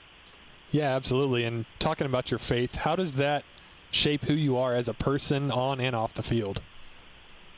Well, on the field, I still try to, you know, be that light and example that, you know, I am a Christian and I just want people to, you know, I want to spread the word of God on the field and off the field. And I try to every day live my life how I should live it and by Jesus and with Jesus. And I just want to be a light to my community and people and just let people know, you know, the one way and the right way is through Jesus. No doubt, man. A couple more for senior linebacker Dax Allen here in our Senior Spotlight Series. Do you have anything, Dax, that people might not know about you that just kind of goes under the radar? It goes under the radar. Let me think. I would say that I haven't played baseball since I was around 5th grade, so not only people know that I've played baseball from when I was 5 until around 10 or something. A lot of people never really knew that because I stopped playing at a young age and stuff, so I guess that's kind of under the radar of me, I guess. Nice. And do you have any, what are your favorite sports teams, whether it be college or professional, or are you into sports at all? I love sports. I'm big into Clemson, favorite college team. I love supporting Anderson too, just local, you know, small college, and then professional. I love the Falcons. That's my NFL team right there. Hey, me too. That's awesome. Yes, sir. Rise up. Yes, sir. All day. Awesome, man. Just a couple more for Dax Allen. What's your favorite memory so far in your playing career for Pendleton? Definitely. Every time someone asks me that question, it comes up when we played Seneca my sophomore year. It was a great win, great team victory, but me personally, I had 19 tackles and 5 tackles for loss that game. I got Anderson Touchdown Club Player of the Week that week my sophomore year, and it was a great time in my career. Probably one of my best games I've ever had. Yeah, that's awesome. And then finally, last one, what are some of your goals for this season, Dax? Goals, I know last Friday didn't go as planned as we wanted it to, but I think my goal is to just have a better year than last year, you know, and not look at last year like, you know, how bad it was, but just look at that and be like, that's not who we are, and, you know, build off that, and, you know, look for a better record and just better playing time, or not better, like just playing as a team, you know. Absolutely. Well, we look forward to watching you throughout the rest of this season and just throughout the rest of your journey, Dax. Thank you so much for the time. Yes, sir. Thank you. All right, that was Dax Allen, the first senior spotlight for this 2025 Pendleton football roster. On the other side, we will have more on the pregame show. Sam Goodrow here with Trent Garner for the second of our Senior Spotlight interview series. Trent, we're very used to calling your name a lot on the radio, making big plays, disrupting offenses, just a game wrecker on the Bulldog defense. But tell us a little bit about yourself off the field. What do you like to do outside of football? Man, I love going to church, hanging out with my friends, my girlfriend, her family. I like to do really activity. I like going outside. We like paddleboarding a lot. This summer we paddleboarded a lot. I like to play pickleball, and I work at Guy's Pizza, so I'll be working a lot too, besides football. But then I train on Sundays. I begin my working at the church and then going to work. Well, I just be working off the field and off the field, so yeah. Yeah, that's awesome, man. Sounds like you're a pretty busy guy. You mentioned your faith. I asked Dax about this last night. He also mentioned the same thing. How does your faith just shape you as a person and help keep you grounded throughout your journey, both as a student athlete and just as a student? Man, it's just like knowing that how hard life is always, he always has you. You always have God, and God's always there for you. Like, I get on the field, like, I try to pick people up, not tear them down the field, because that's a big thing for me. Going through my journey in high school and stuff is like picking people up and not tearing them down, and just being patient with people and working with people. And that's how God works, and that's how He's been in my life. Absolutely, man. And you've been making plays for this Pendleton defense for a while now. Can you just kind of walk me through your journey as a Pendleton Bulldog just throughout your career? Well, it started off with a rough start. I got pulled up freshman year, and second or third game in, I broke my collarbone, and that set me up for the rest of the freshman year. And then I bounced back sophomore year. I was out for 2 games due to concussion, and then I had a good season then, and then I finally had a full football season last year, and I balled out. And looking for a bigger season this year. We play this week at home against Keenan, open up, season opener at home. Ready to bounce back, get ready, get better. We lost to Keenan last week. We're just trying to look back and bounce back. Yeah, absolutely. And as we get closer to game day, which is tomorrow, actually, when we're recording this on a Thursday night. What's your pregame routine? Like, what does the Friday of a game day look like for Trent Garner? Man, I'll be open car doors open in the morning, and then I get me something for the brews in the square, and then I go to school, wait list, go through school and all that. And then right after 3:30 hits, I'll lock in. I put my headphones in. I just focus on me and the team, and make sure there's no playing around and stuff. Just got to lock in, because if we're not locked in, anything can happen. And so we'll get taped, and when I hit that field, it's time to lock in. So it's just me and them till the game's over, till last buzzer hit. No doubt. We're continuing to visit with senior defensive end Trent Garner. Trent, you mentioned you put your headphones in, you lock in. What are some of the things you like to listen to? Sometimes. It depends on what mood I am and who we play the week. But I usually just put some, like, calm, smooth music on, you know. Sometimes I listen to faith music, sometimes I lock in. But sometimes whoever we play, if it's bad, I'd be listening to that rap sometimes. Oh, yeah, no doubt. Dax also mentioned that he likes to listen to calm music as well, so that's very interesting for sure. So you mentioned you like to build people up and not tear them down, and while that's awesome for just someone to do in their personal life, you also kind of walk the tightrope very well in doing that while also being a game wrecker on defense. So what does it take to just kind of separate just being a nice guy from being a dog on defense? Man, it's just, when I hit that field, if you ain't my brother, man, I can't control myself on you, man, because, like, trying to tear you up. Those had the offense, man, it's just, don't like them, but defense is family. We're all brothers. And then our offense, we're brothers too. At practice, we build each other up. We'd be going at it all the time at practice, but we just do it because we love each other and make each other better. So then when I get off that field, and trying to be a role model, walk in faith, trying to bring people closer to God too with me. Absolutely, man. Well, you've had a lot of just awesome moments throughout your career as a Pendleton Bulldog. Do you have any favorite moments or favorite games from throughout your career? I have one. I had last year we played Keenan. I had 5-sack game. That was insane for me. And then another game would be TR. We played TR my sophomore year. And I like the certain play because I got punched in the stomach and they had to take me out for one play. And the next play later, they went for it was 4 and long, and I got a sack. And it was just insane. Just like the community was behind me and everything. It was just like electric. It's kind of like the best. That's like the most memorable I had in high school. Is that memory right there? Yeah, that's awesome, man. And on the coaching staff, other than Coach Howell, we know that he has a big impact throughout the program. Are there any other coaches that have really just helped you in your development as a player and a person? Coach Rowland, our defensive line coach, and then we used to have Coach Grogan, but he left, I think, my sophomore year.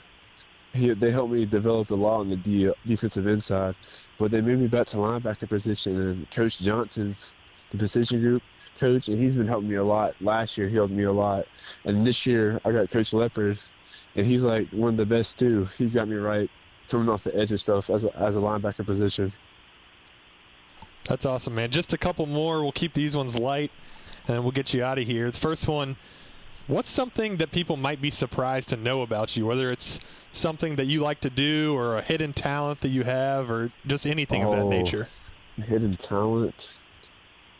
I can't sing or can't dance, so that's not a talent, but I'm really good at pickleball. That's a good talent I had. I'm pretty good with the pickleball paddle. That's awesome. I'm a pickleballer myself. We might have to get out there and play sometime. Sounds good with me. Let me know. Yeah, and then last one, Trent. Do you have any favorite? Are you a big sports fan? Do you have any favorite sports teams, whether it be professional or college? I do. Yeah, who are they? Well, my dad's from Georgia, and so they're really big Georgia fans. It's kind of wore off on me, so I'm a big UGA fan, but there's a big game going on down the road from us, Clemson and LSU. And I got Clemson this week. The Tigers. That's what I like to hear. I'm a Clemson student, so I'll forgive you for being a Georgia guy. But yeah, we're excited for that one. And Trent, we're so excited to watch you guys against Keenan on Friday night. That's going to wrap up our senior spotlight interview with Trent Garner. Yes, sir. Thank you so much. Absolutely, Trent. Thanks for your time.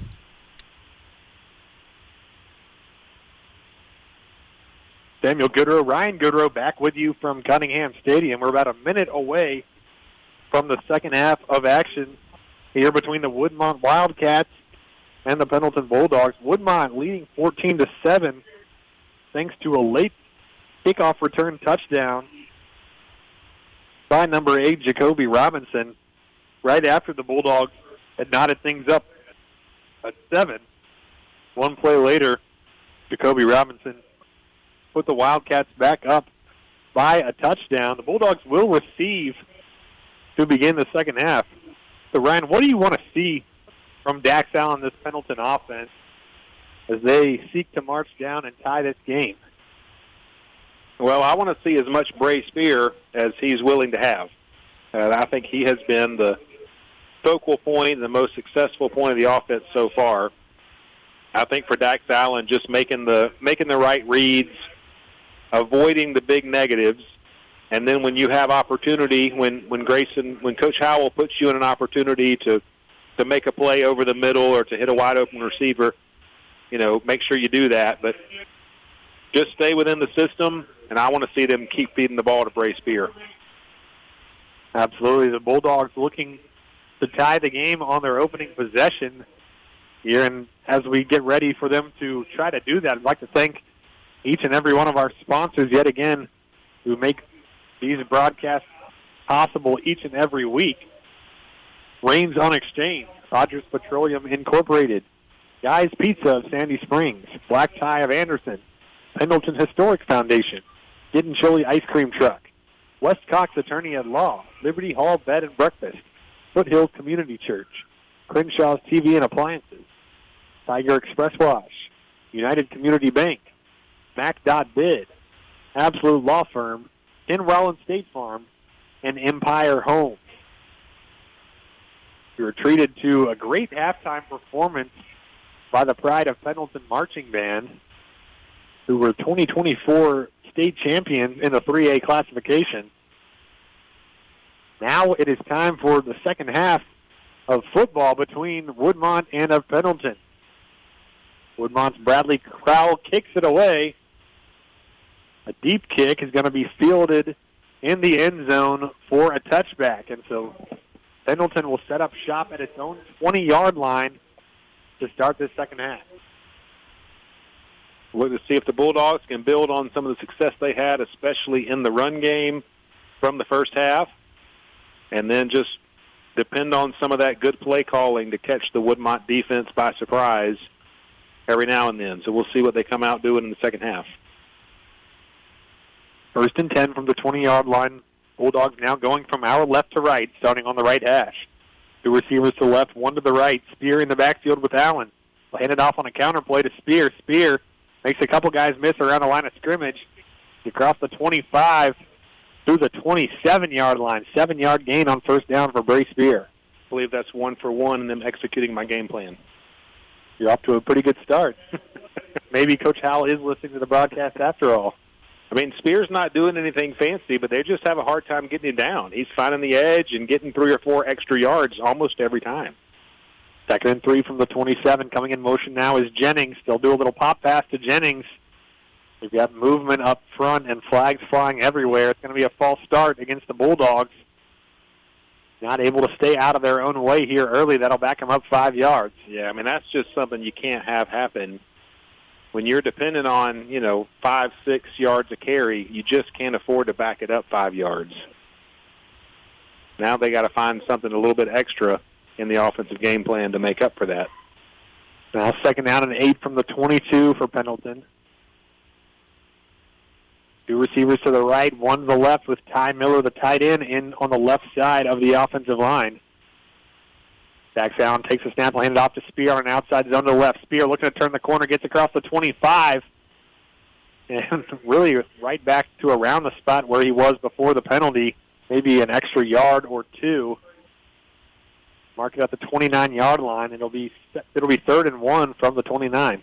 Telling you, if I'm the coaching staff, I'm just hoping he did his conditioning drills in the off season because I'm just going to keep feeding him the ball.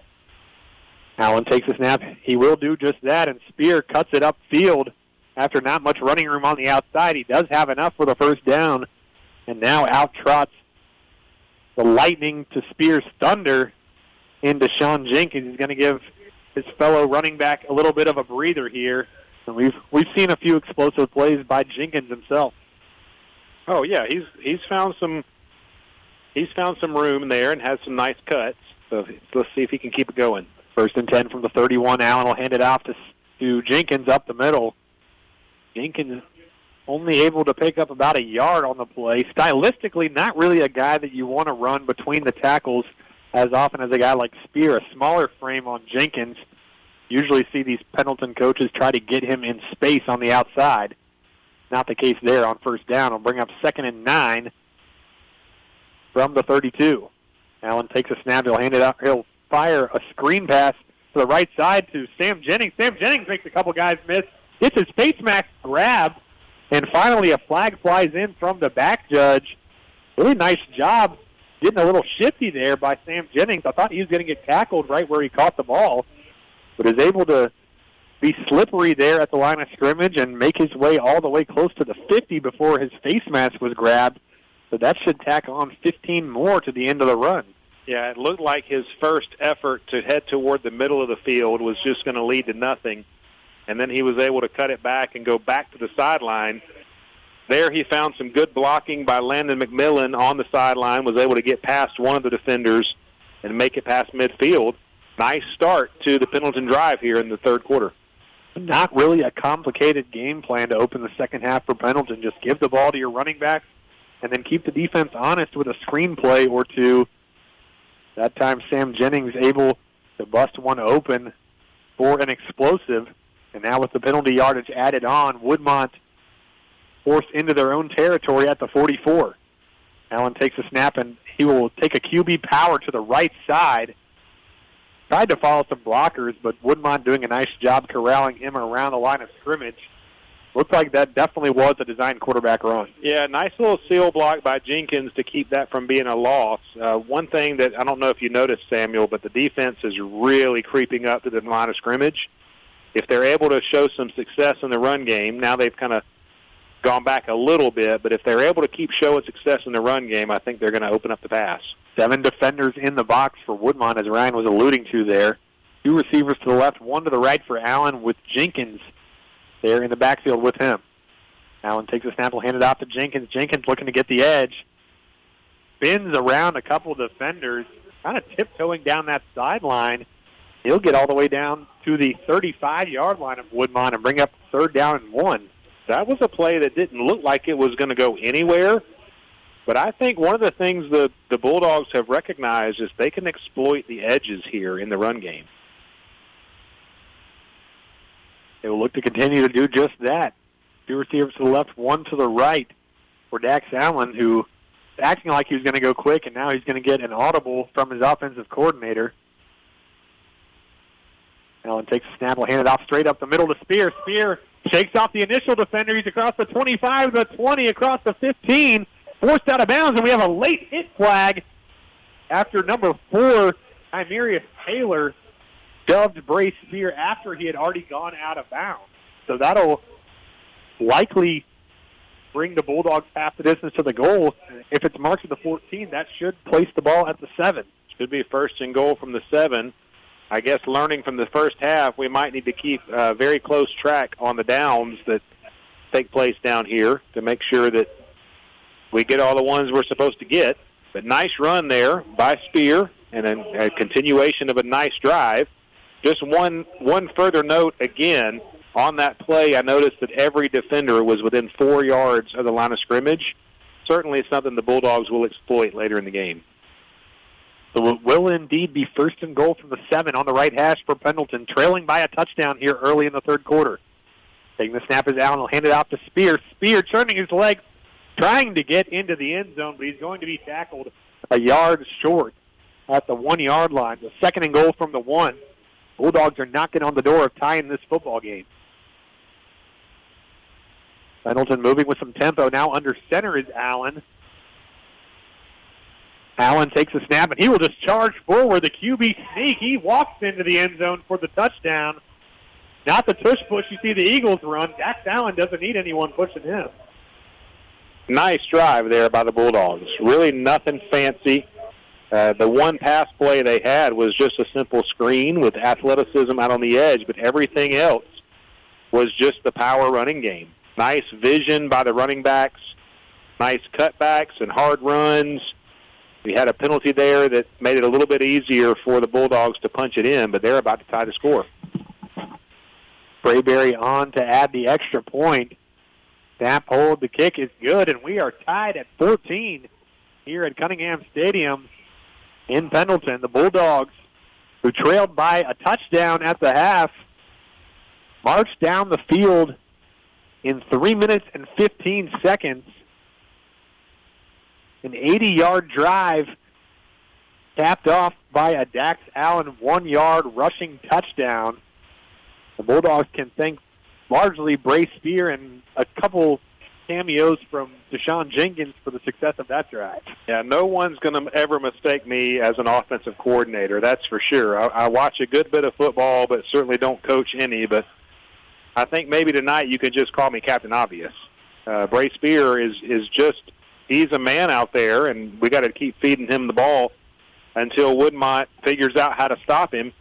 And then having Jenkins to come in is kind of a change of pace. And then one thing that I'm continuing to see, and I'll continue to point out, the downfield pass is going to be there later in the game if the Wildcats keep crowding towards the line of scrimmage. With 8:45 remaining in the 3rd quarter, Bulldogs, having just tied it up, will kick it away. Brody Sprayberry from the 40. Short kick is going to be caught at the 18-yard line, but we have a flag and an offside against the kicking team, the Bulldogs. So now Sprayberry will have to kick it yet again, this time from the 35.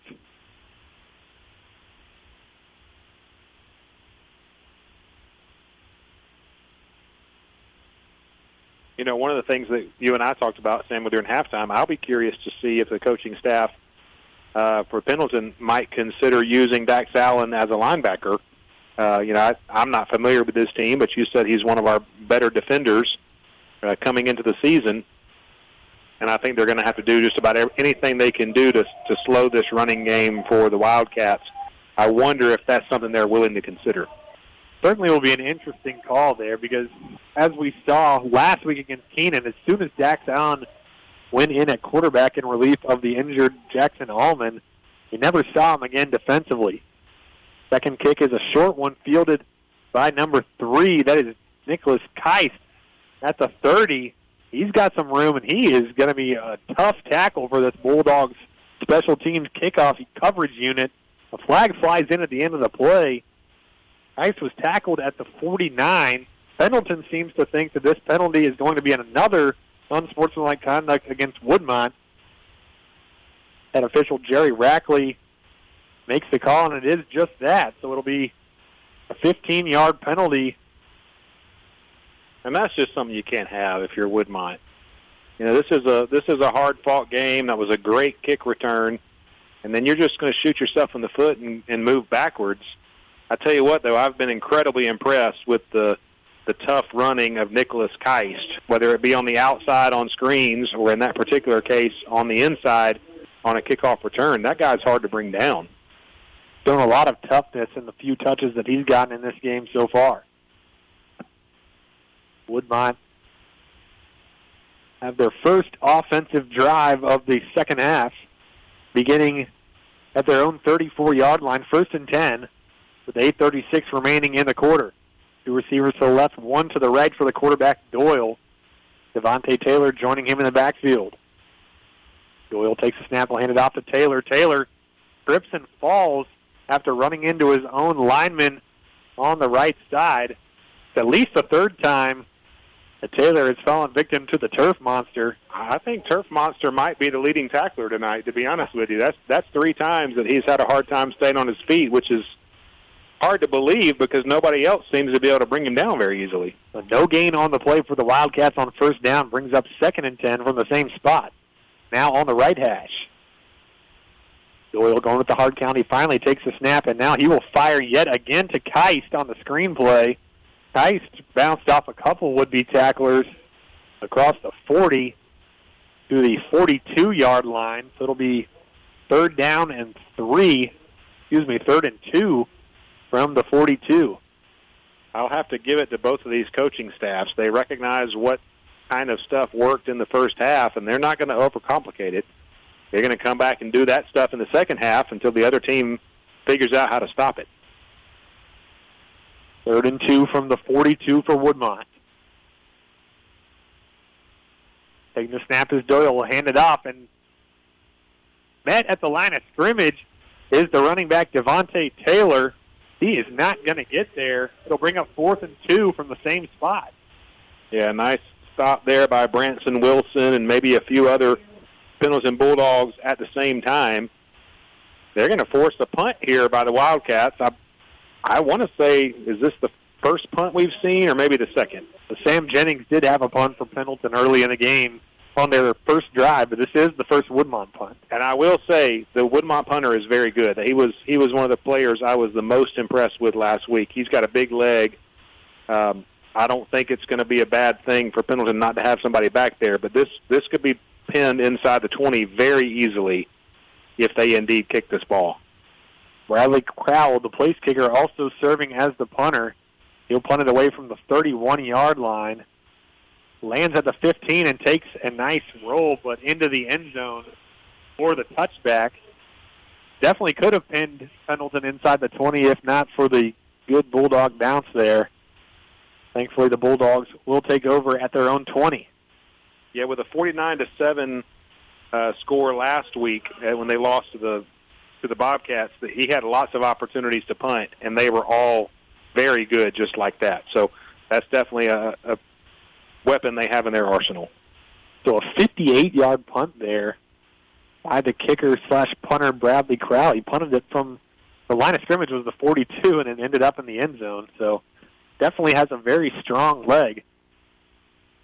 Bulldogs will need to make note of that for any potential punts here in the future in this game that would warrant a return. Yeah, I remember Seneca had one return in particular that the returner was not nearly as far back as he needed to be, and he caught the ball on a dead sprint backwards. Crowell definitely has a big foot for sure. While we have a little bit of a break in the action, here for one of our new sponsors, Empire Homes. Looking for your dream home? Empire Homes, family-owned for over 30 years, invites you to Sunrise in Pendleton, just minutes from Clemson. Visit EmpireHomes.com because your house should feel like home. Samuel, I wonder what we were thinking toward the middle part of the second quarter if we would have predicted that Pendleton would now have a chance to take the lead here in the middle part of the third quarter. I think I might have called you crazy. Pendleton has the opportunity to do just that. Allen takes the snap, fakes the handoff on the jet sweep to Sam Jennings, and will hand it off up the middle to Brace Spear.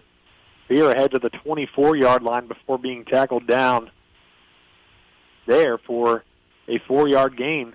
Be 2nd and 6. Pendleton going up tempo. 2 receivers to the right, 1 to the left. They'll hand it off to Spear again on an outside zone look. He bounces off the pile, jump cut, stays on his feet somehow, and is across the 30 for a Bulldog first down. There were 2 or 3 times during that play where it looked like Spear was dead to rights, and he just stayed on his feet and kept going. Now Deshaun Jenkins will give him a breather. He subs in a running back. He's a tough runner, big kid, runs hard, does not give up on the play. Pendleton is taking advantage of that tonight. 1st and 10 now for the Bulldogs from their own 32. And now Jenkins has a chance on the handoff. He'll gain about a yard on the play, but a nice job blowing up the offensive front for Nehemiah Fleming, the junior defensive lineman.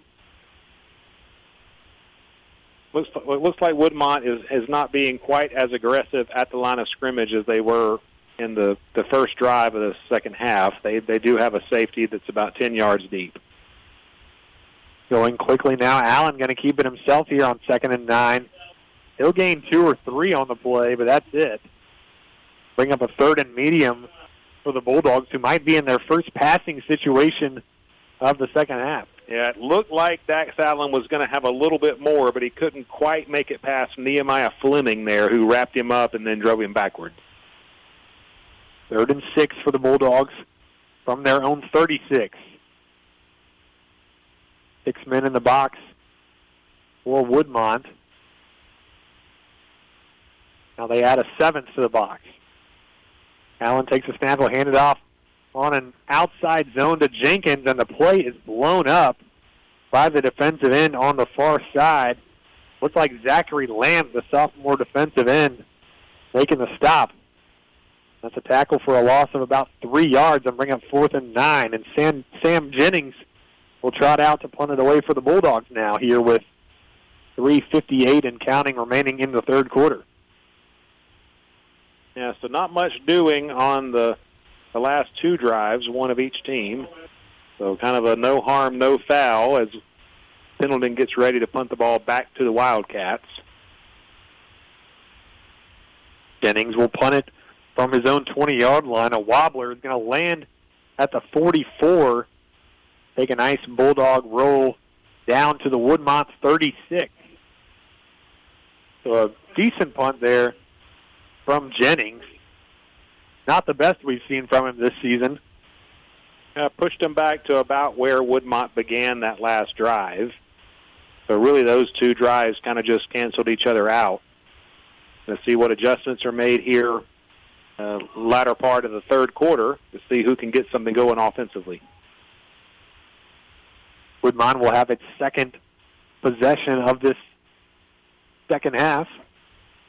Tied up at 14 with 3:31 to go. They'll start at 1st and 10 from their own 35 on the left hash, going from our right to left. Doyle takes a snap, will hand it off to Taylor. Taylor not touched until he reaches the second level. He has way more than enough for a first down. He's up to the 49-yard line of Woodmont. That'll move the chains immediately. It almost seems like the stat sheet might tell the story at the end of the night. Who ends up with more yards? Is it going to be Brace Spear, or is it going to be Devontae Taylor? Good chance that whoever wins that battle is going to win this game. Taylor shaken up at the end of that play. Looks like he's battling a cramp. He's getting stretched out by trainers around midfield. Certainly hope he's all right. Yeah, if I remember correctly, this is the second time that he's been down on the ground after a play. He was able to pop up last time. Well, hopefully he'll be able to do the same thing again. It does look like they're treating him for a cramp-type injury.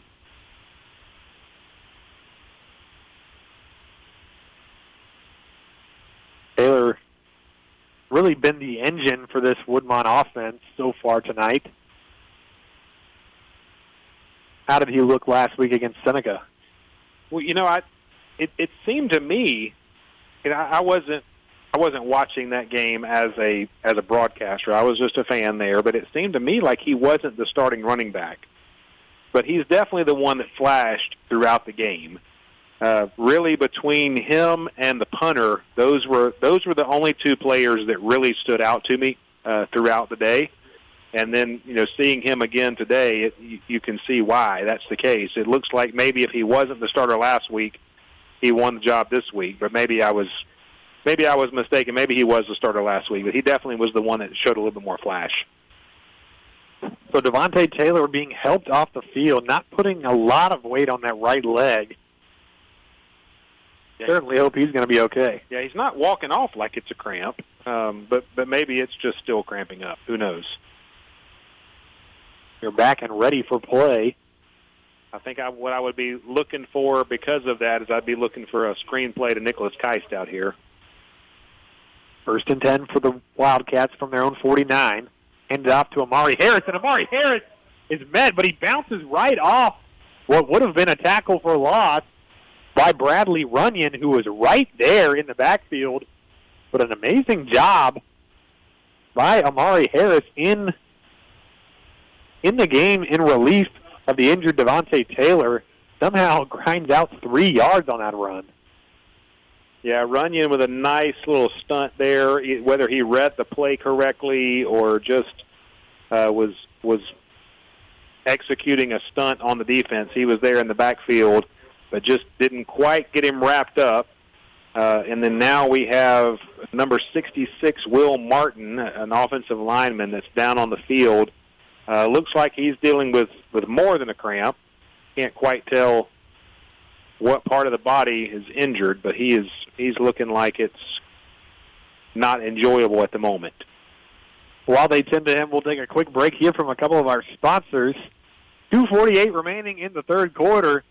All tied up at 14 here in Cunningham Stadium. Pendleton 14, Woodmont 14. And by the time I get done with that, send the commercial, he's back on his feet. So good to see Will Martin off the field on his own power. So we will keep it right here. Woodmont coming up on a 2nd and 7 play now in Pendleton territory at the 48-yard line. They could be down an offensive lineman and their starting running back, at least for right now. Taylor has not returned to the game. Still have, looks like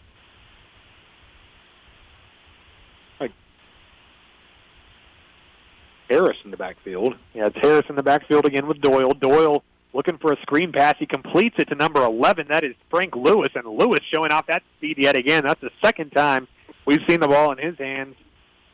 He is showing off the speed for a second time. He's out of bounds after gaining enough for the first down across the 40.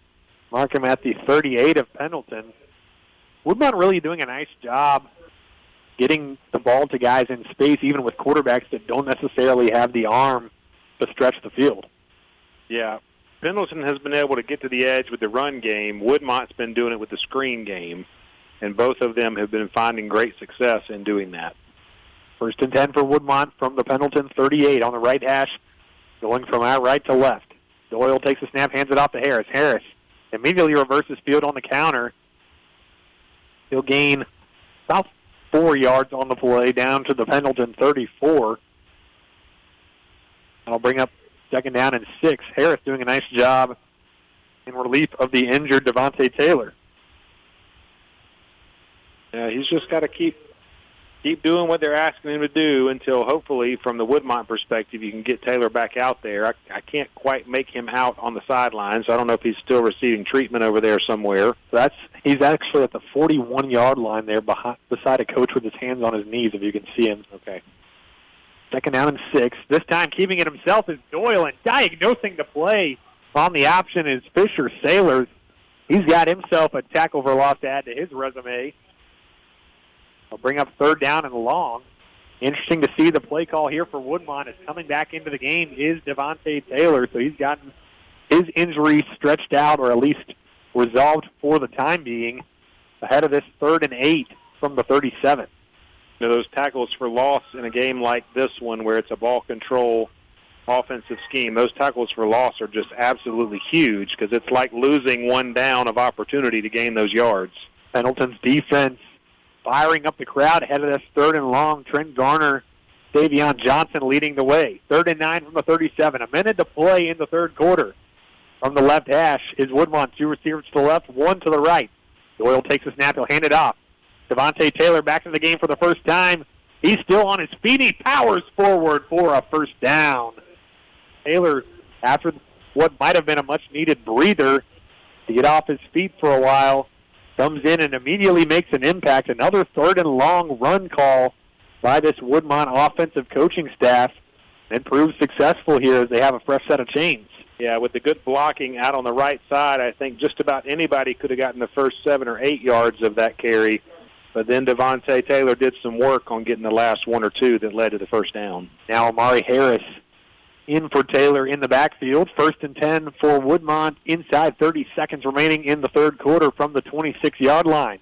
Doyle takes a snap. He'll fire out on a swing pass to Harris. Harris makes the first guy miss, and then he is dragged to the ground by number 20. That is Bradley Runyon there yet again. Brings him down at the 23. That will be the final play of the 3rd quarter. So Woodmont driving into Pendleton territory, but the team still knotted up at 14 here as we are through 3 quarters of action here at Cunningham Stadium. Tied up at 14, you're listening to Bulldog Football, brought to you by Longhorn Steakhouse right here on 105.1 WABB Weird Radio. Attention, ghost hunters. Imagine it's dark and you're being led by candlelight through a 200-year-old haunted plantation home. Sound scary? Sound fun? Don't miss your chance to be part of this once-a-year only event. Visit www.pendletonhistoricfoundation.org and purchase tickets to the wildly popular Pendleton Ghost Tours. Limited tickets will be sold, not for the faint of heart, and no one under 17 will be admitted. Call John at 864-646-7249 or visit www.pendletonhistoricfoundation.org today. Pendleton Historic Foundation, preserving and interpreting Pendleton's history. Go Bulldogs. Is your vehicle in need of a wash right now? Visit any Tiger Express Wash location in Clemson, Easley, Pendleton, or Seneca. You can be through the tunnel with a clean, dry car in about 3.5 minutes. Plus, with the Anywhere Unlimited Fast Pass, keep that shine with a wash as often as you like at any of our upstate locations. Customers enjoy an eco-friendly, fun jungle theme and free vacuum use. Tiger Express Wash. More locations, same quality care. Samuel Goodrow, Ryan Goodrow back with you here from Cunningham Stadium. We begin the 4th quarter of action, all tied up at 14, with the Woodmont Wildcats coming into the game 0-1 on the season, looking to take the lead against the 1-1 Pendleton Bulldogs. Here in front of a nice crowd that settled in here in Pendleton, South Carolina. 2nd down and 6 for Woodmont from the Pendleton 23. Taking the snap is Doyle. Will hand it off to Devontae Taylor. Devontae Taylor going to the left initially, but then he reverses field, has a little bit of space, and finally taken down at the 17-yard line of Pendleton. We do have a shaken-up Pendleton defender on the far sideline. Looks like a defensive back. So the officials will call timeout while he is tended to. A trainer coming over from the far sideline, from the near sideline, to the far sideline. Check in on the injured Bulldog. While they do that, we'll hear from a couple more of our sponsors. 11:45 to go in the game. Woodmont 14, Pendleton 14. Stay with us. Are you in the market for a new washer or dryer? How about a new refrigerator or a new range? Maybe you'd rather have a new state-of-the-art TV and home theater system with surround sound. If so, be sure to go see the folks at Crenshaws TV and Appliance. For the finest selection, advice, and service after the sale, open 24/7 at www.tvandappliance.com. Proud sponsor of the Pendleton Bulldogs. That's www.tvandappliance.com. Looking for a place to connect and build community? Join us at Foothills Church in Pendleton. We meet every Sunday at 10 a.m. at Pendleton High School. Whether you're new to exploring your faith or looking for a new church home, you're welcome here. Come experience uplifting worship, a message with real-life application, and a community that cares. That's Foothills Church, Sundays at 10 a.m. at Pendleton High School. We can't wait to see you there. West Cox Law Firm in Pendleton is proud to sponsor the Bulldogs. For help with real estate, wills, probate, or your small business, go see West Cox Law Firm in Pendleton. They're as tough and quick on your legal needs as the Bulldogs on a Friday night. Go to westcoxlaw.com after tonight's victory party to make your appointment. Samuel Goodrow, Ryan Goodrow back with you here with 11:45 remaining in the fourth quarter of action. And Bulldog fans holding their breath here in Gunningham Stadium as the injured Bulldog is the anchor, the cornerstone of the defense, senior defensive end Trent Garner.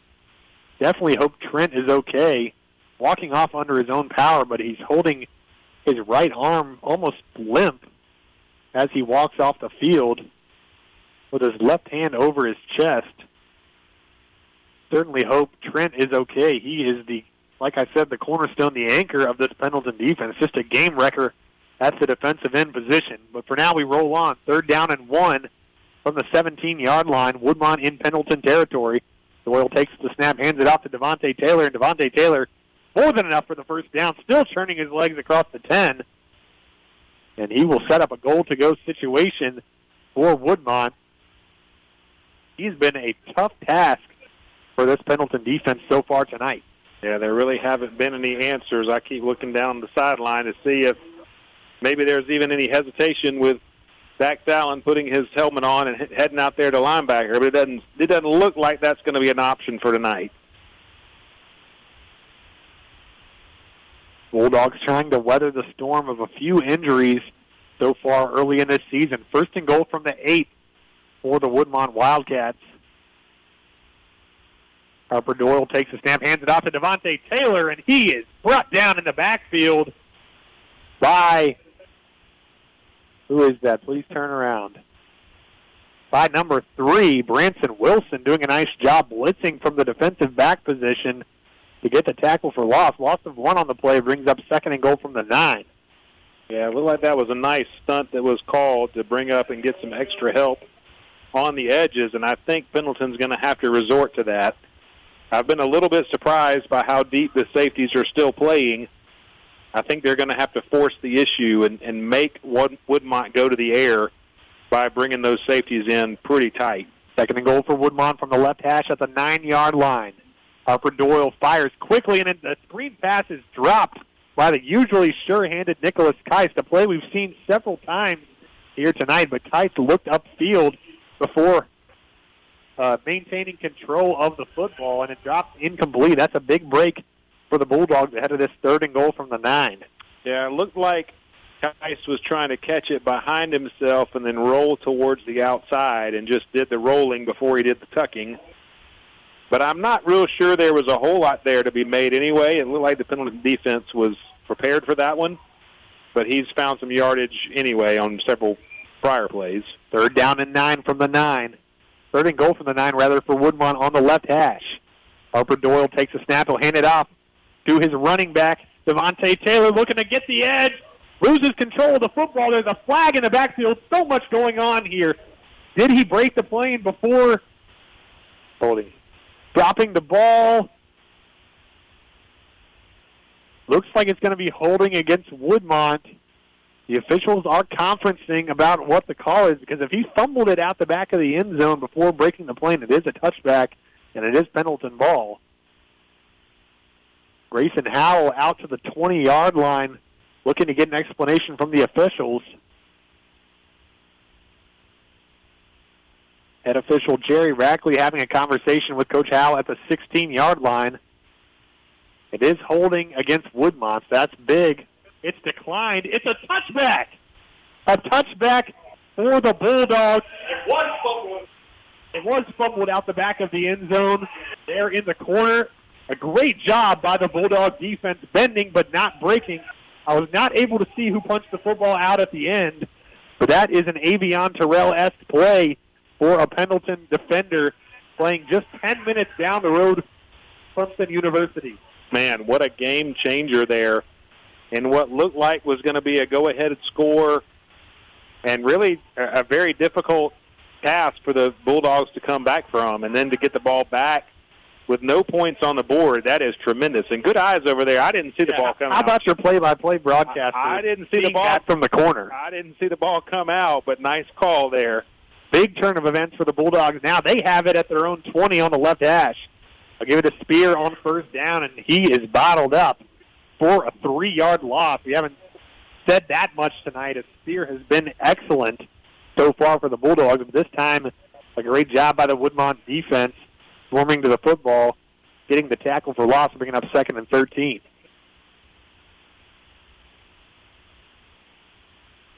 .9:43 remaining in the game. Allen takes the snap, will hand it off to Spear again, right up the middle, and Spear, like a freight train, right through the middle. He gets almost all of it back.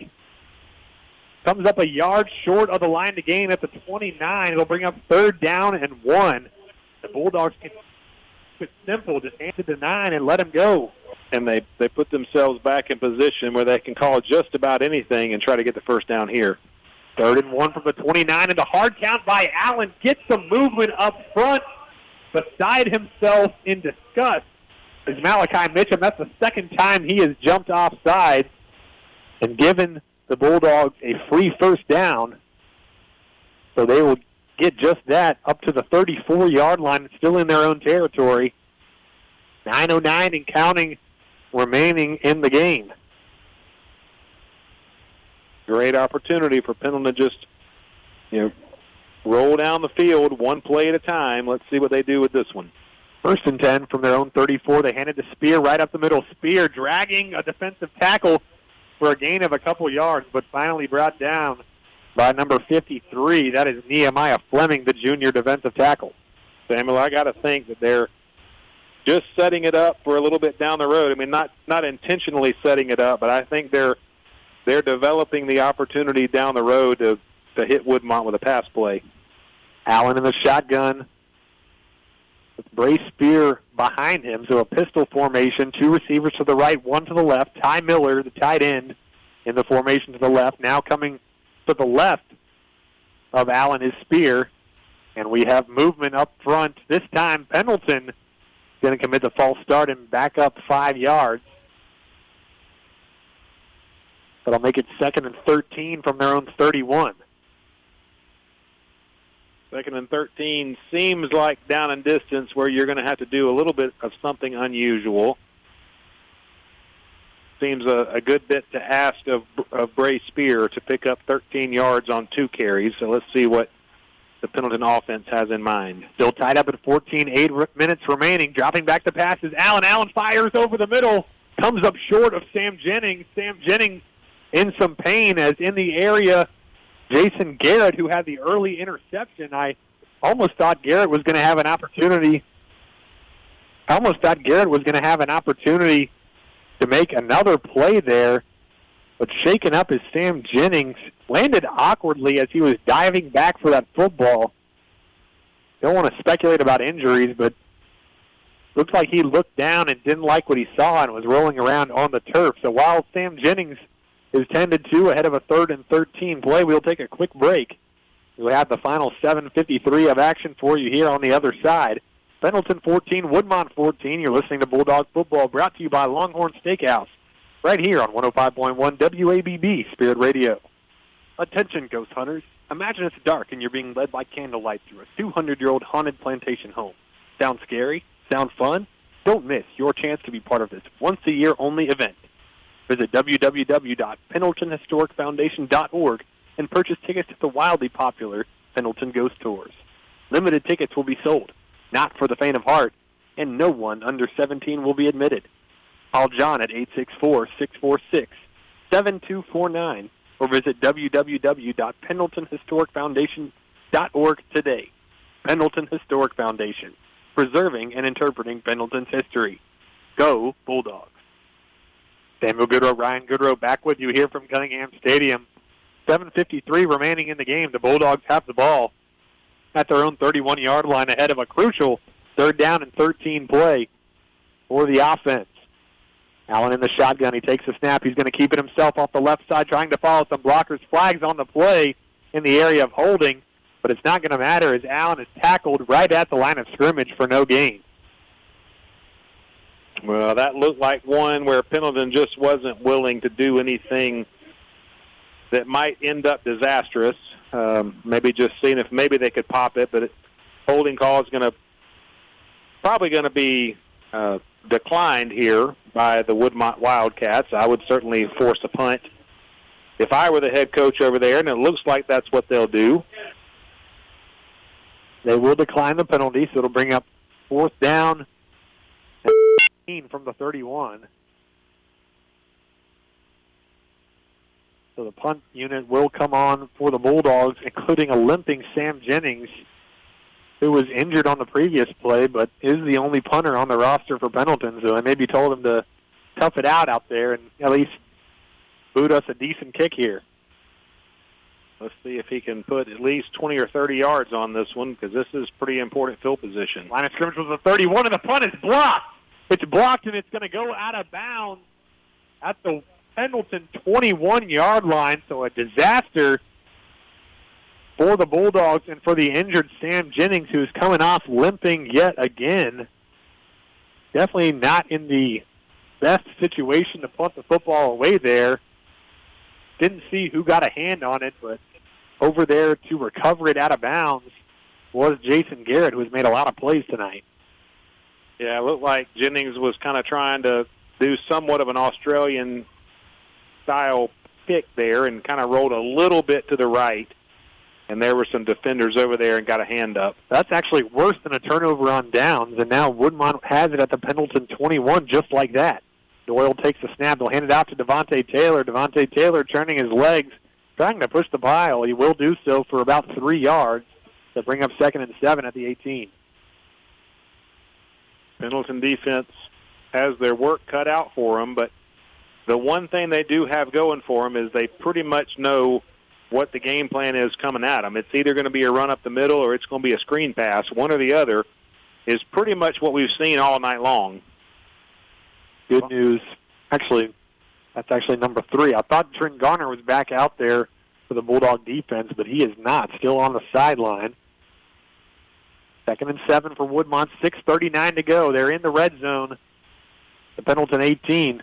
Doyle takes the snap, hands it off to Amari Harris this time. Amari Harris looks to get the edge and then cuts back upfield. He'll gain 4 or 5 on the play. Bring up 3rd down and short. 3rd and about 2. The Pendleton 13-yard line, and now we have another shaken-up Bulldog on the play.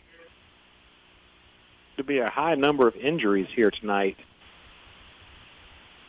More so than I'm used to seeing during a high school football game. Hopefully all these kids that have gone down are going to be fine in the end. You weren't with us last week. Pendleton's starting quarterback, Jackson Allman, went down with an injury in the 2nd or 3rd quarter of last week's contest against Keenan. The Bulldogs did come out victorious in that one, 19-0, but we have not seen Allman at all tonight. It's been all Dax Allen, the emergency quarterback, serving as the signal caller, and they're still tending to the injured Bulldogs. So as they do that, we'll take a quick break, and we'll have the final 6:22 of the game for you on the other side. You're listening to Pendleton Bulldog Football, brought to you by Longhorn Steakhouse right here on 105.1 WABB Spirit Radio. Liberty Hall is a 10-room bed and breakfast with ensuite bath in historic Pendleton, available for those traveling to our area and local getaways. Liberty Hall venue is a great location for wedding receptions, corporate meetings, parties, and events. Call Liberty Hall today for your next event. Are you in the market for a new washer or dryer? How about a new refrigerator or a new range? Maybe you'd rather have a new state-of-the-art TV and home theater system with surround sound. If so, be sure to go see the folks at Crenshaws TV and Appliance. for the finest selection, advice, and service after the sale. Open 24/7 at www.tvandappliance.com. Proud sponsor of the Pendleton Bulldogs. That's www.tvandappliance.com. Looking for a place to connect and build community? Join us at Foothills Church in Pendleton. We meet every Sunday at 10 a.m. at Pendleton High School. Whether you're new to exploring your faith or looking for a new church home, you're welcome here. Come experience uplifting worship, a message with real-life application, and a community that cares. That's Foothills Church, Sundays at 10 a.m. at Pendleton High School. We can't wait to see you there. West Cox Law Firm in Pendleton is proud to sponsor the Bulldogs. For help with real estate, wills, probate, or your small business, go see West Cox Law Firm in Pendleton. They're as tough and quick on your legal needs as the Bulldogs on a Friday night. Go to westcoxlaw.com after tonight's victory party to make your appointment. Guy's Pizza in Sandy Springs is the official pizza of Pendleton High School football. Come see us on Highway 76 right across the street from the Michelin plant in Sandy Springs. We're the home of the famous award-winning Bird Dog Pizza, along with many other specialty pizzas. We also have wings, calzones, strombolis, hot subs, dessert pizza, and much more. To place an order, call 864-375-1410 or stop by and dine in with us. Guy's Pizza in Sandy Springs, proudly serving the area for over 10 years. With more than 70 years of proven performance and the best bankers in the industry, United Community is one of the strongest and most secure banks in the Southeast. They are proud to have just won their 10th J.D. Power Award for Best Customer Satisfaction in the Southeast, and they are recognized by J.D. Power as the #1 most trusted bank. They are headquartered in Greenville, South Carolina, making them the largest bank headquartered in the Palmetto State. Visit the local Pendleton, South Carolina branch for all your banking needs. Samuel Goodrow, Ryan Goodrow back with you here from Pendleton High School. All tied up at 14 here with 6:22 remaining in the game. Jace Harrison Widner, number 8, the defensive back, the injured Bulldog on the play. Certainly hope he's all right as he walks off the field with some help from a trainer. Now 3rd down and 2 for Woodmont from the Pendleton 13-yard line. Harper Doyle, the quarterback in the shotgun, will hand it off to Amari Harris, looking to get the edge on the right side. He meets a wall of Pendleton defenders, but I think he had enough on the initial run for the first down. Line judge marking it at the 11. Believe that should be good enough for a Woodmont first down. So they're actually going to come out and measure here. They'll stop the clock for a measurement. Once again, it seemed to be a pretty nice stunt call by the defense, giving them an opportunity to stop him in the backfield. Couldn't quite corral him with the guys they brought in there, but nice little stop by the defensive line. Maybe not enough to keep him from getting the first down. That'll be determined by the measurement here.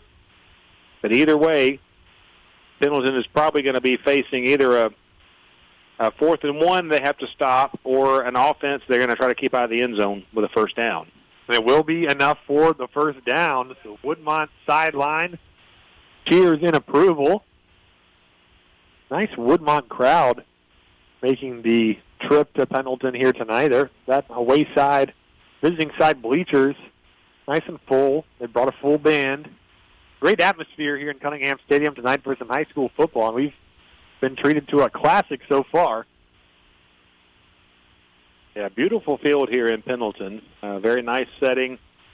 Kind of unusual for the track facility not to be included on the football field, but it makes for a nice look of grass all the way to the edges, and then you've got the hedges here on the Pendleton side. A nice setting for football here. First down and 10 from the 11 for Woodmont, looking to take the lead for the 3rd time today. Have it on the right hash, going from our left to right. Harper Doyle takes the snap, hands it off to Devontae Taylor up the middle. Devontae Taylor gaining about 5 on the play, 4 or 5 on the play. Approaching 5 minutes to go in the game. Just like I was saying earlier when Pendleton had the ball, not to overcomplicate things, but to keep giving it to Bray Spear. If I'm the Woodmont coaching staff, I'm just going to make sure that Devontae Taylor keeps getting this ball until he doesn't want it anymore.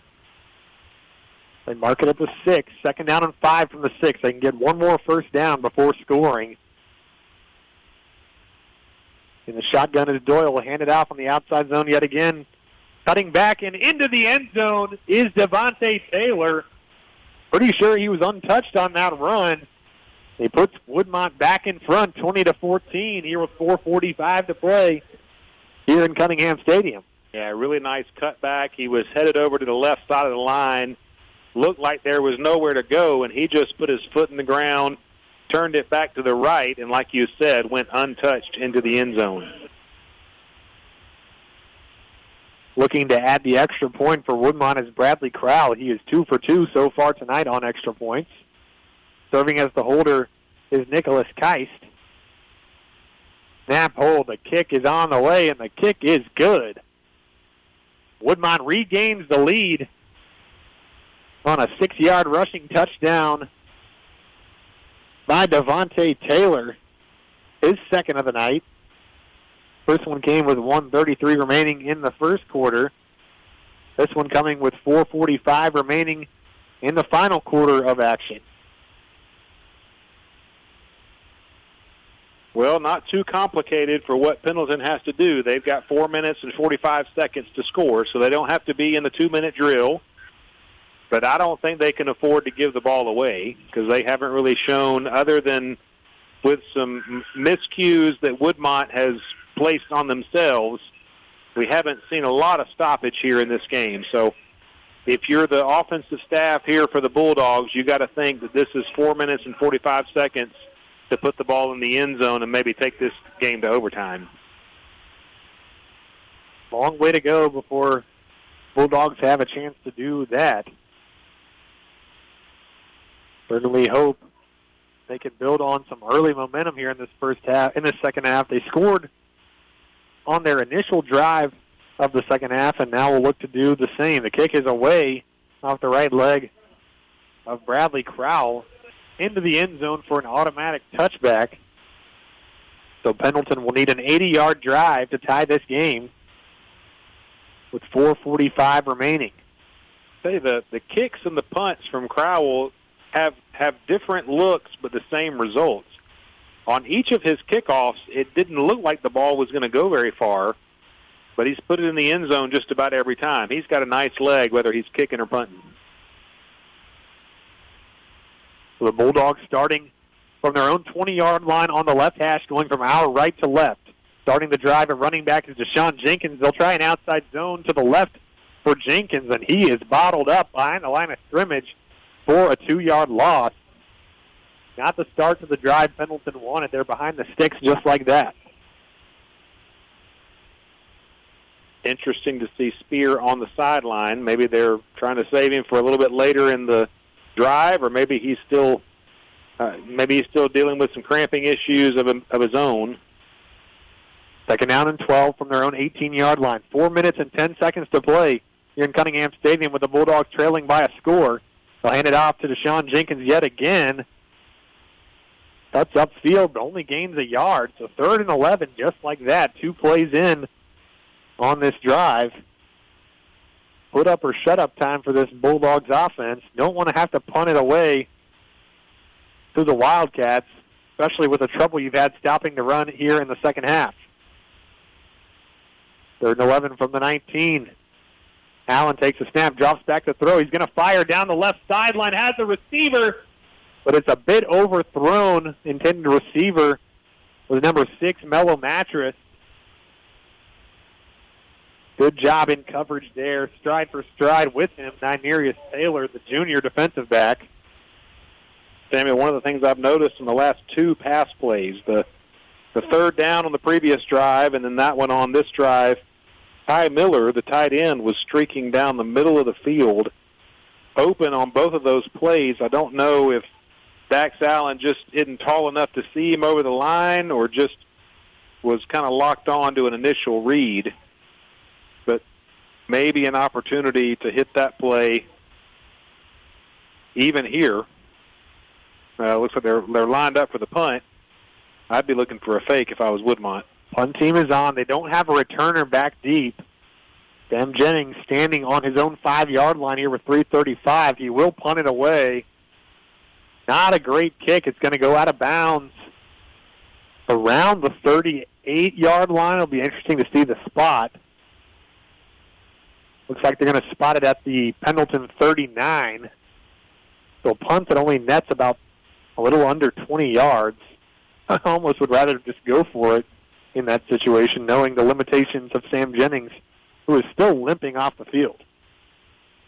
I think in being willing to punt the ball there, I think you're going to have to be willing to absolutely crowd the line of scrimmage here. No reason to have safeties 10 yards deep when you know they're going to be running the ball. Some reason they have a safety 15 yards deep, now creeping up to about 12 yards. Woodmont 1st and 10 from their own, from the Pendleton, 39-yard line.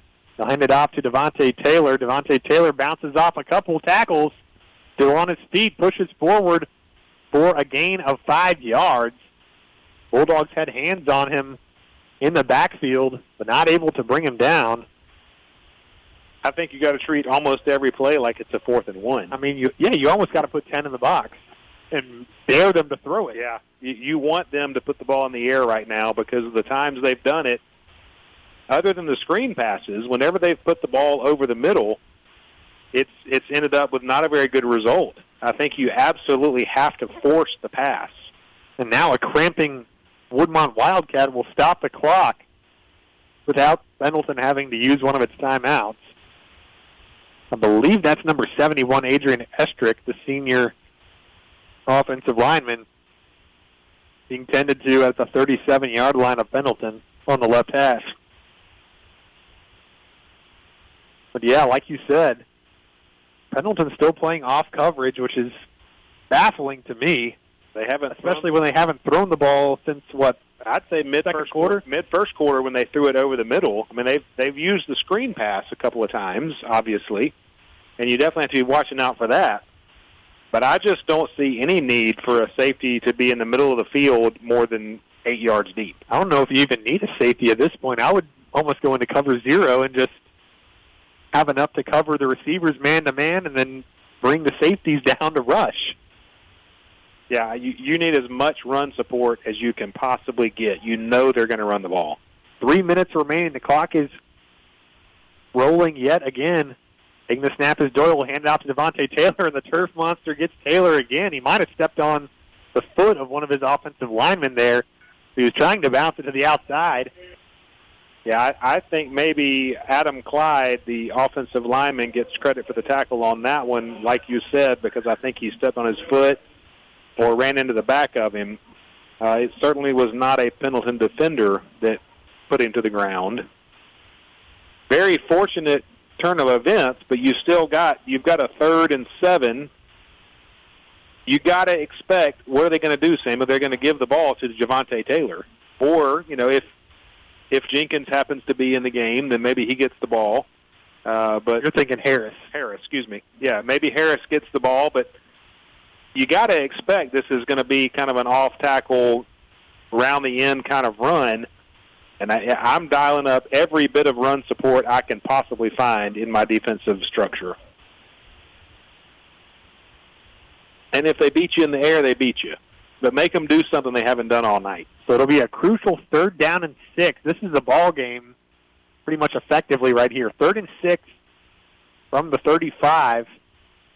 Woodmont in Pendleton territory. This is likely 4-down territory. Pendleton coming out with 7 in the box. Still got a safety 10 yards deep. 2 running backs in the formation for Woodmont. Doyle takes a snap. He'll hand it off to number 8. And number 8 is brought down in the backfield by number 50. Michael Dixon making the stop on Jacoby Robinson, who had the dynamic kick return to end the first half. And now Coach Howell and Pendleton will utilize their second timeout ahead of a 4th down and 8 play in what is the game. Yeah, I don't think they're going to go for it. If I'm Woodmont, I'm definitely punting the ball, trying to pin them deep, and making Pendleton go the distance of the field with 2 minutes and 45 seconds. But what a play by Michael Dixon. Maybe the most impressive defensive play we've seen tonight, especially from Pendleton's side of the ball. when it looked like we were going to see just more of the same, Dixon was there to wrap up that running back very, very quickly and put him on the ground. Pendleton's defense is back out on the field. Woodmont's still huddling over at their sideline, and they will send the offense back out here. Nope, that's Crowell. Oh, so it is a punt formation. So an injured Sam Jennings is standing at the 5-yard line to potentially return this punt. I have to think he's the only person in the history of Pendleton football to ever take reps in practice at punt return because he is still very visually limping. The punt is away. It's a decent one. It's going to bounce at the 10, take a favorable Pendleton bounce back to around the 13. They'll mark it somewhere between the 13 and the 14. Very, very favorable Pendleton bounce. You got to think that maybe Sam Jennings was there only to do a fair catch to keep it from just bouncing towards the sideline. Laboring to get off. He is not enjoying his trip back to the sideline. But here we go, 2 minutes and 39 seconds. You got to think, everything's on the table here. You got to make it 86 yards. You got to find the end zone. Only one timeout remaining. I believe Sam Jennings has more passing yards than the quarterback Allen, just on the one play that he threw it. Shotgun formation. They'll hand it off to Spear on the outside zone. Spear looks to get it outside. Wisely goes out of bounds after gaining 7 yards on the play. Well, they'll give him 6 yards on the play. Mark it at the 20. Actually, the 19, so only 5 yards. Thought he got more than that, according to the near sideline judge, but the far sideline judge disagrees. 2nd and 5 from the 19 with 2:34 remaining, one timeout for Pendleton. Trailing by a touchdown, 21-14. Still got 81 yards to go to potentially tie this game. Allen in the shotgun. He'll fake the handoff, and he is leveled behind the line of scrimmage. Not falling for the fake there was the Woodmont defense. The Bulldogs might be back to the drawing board here. They'll lose 4 yards on the play, and it'll be 3rd and 9. They're going to spend their final timeout here with 2:23 to go. And it'll be 3rd and 9 from the 15. Not an exactly ideal situation. All right, Samuel. So let's ask this. On the last 2 very obvious passing downs Pendleton has had, I declare that Ty Miller has been open over the middle. My guess is, if I've seen it, that somebody on the Pendleton coaching staff has seen it. You got to hope that maybe they're going to draw that same thing up again and tell Dax Allen he's got to be looking over the middle rather than to the edges. Now, it's going to be very difficult to hit Ty Miller if he's not in the game. He seems to be on the sideline right now. Yeah, Ty Miller not out there. They're choosing to go with a 4-receiver look with Spear in the backfield. 2 receivers to each side for Allen. An obvious passing situation. But even on obvious passing situations, we've seen Pendleton spread it out and run it up the middle. 3rd and 9 from the 15. Between the hashes, Allen drops back to pass. Steps up in the pocket. He's flushed. He's going to have to keep it himself across the 15. He's got some room to the 20, the 25. Turning the corner to the 30. He's got the first down, and he gets out of bounds. Dax Allen showing off the athleticism there as his pocket collapsed almost immediately, and he is able to get the Bulldogs off life support just for now. Do you think that maybe Cade Klubnik saw that play and saw him step up into the pocket? I hope buy so. A little bit more time? I hope so. That'd be very nice. Really nice play there by Dax Allen. Great run. 1st and 10 from the left hash now for Pendleton at their own 32. They'll give it to Spear. This time Spear up the middle, runs through a defender and gains about 6 yards on the play. He's up to the 38-yard line. Pendleton's own 38-yard line. Clock still moving. 2 minutes remaining in the game. Pendleton trying to go up tempo now. Trips to the right. 1 receiver to the near side. Woodmont playing off coverage. Dax Allen takes a snap. Looking to throw down the left sideline. He's got a receiver, number 6. He comes down with it. Is he inbounds? He's not. Thought Mellow Mattress might be able to get a foot down. A really nice catch at the Woodmont 35-yard line. But unfortunately, Woodmont doing a nice job using the sideline as an extra defender. And Mattress's first foot comes down out of bounds.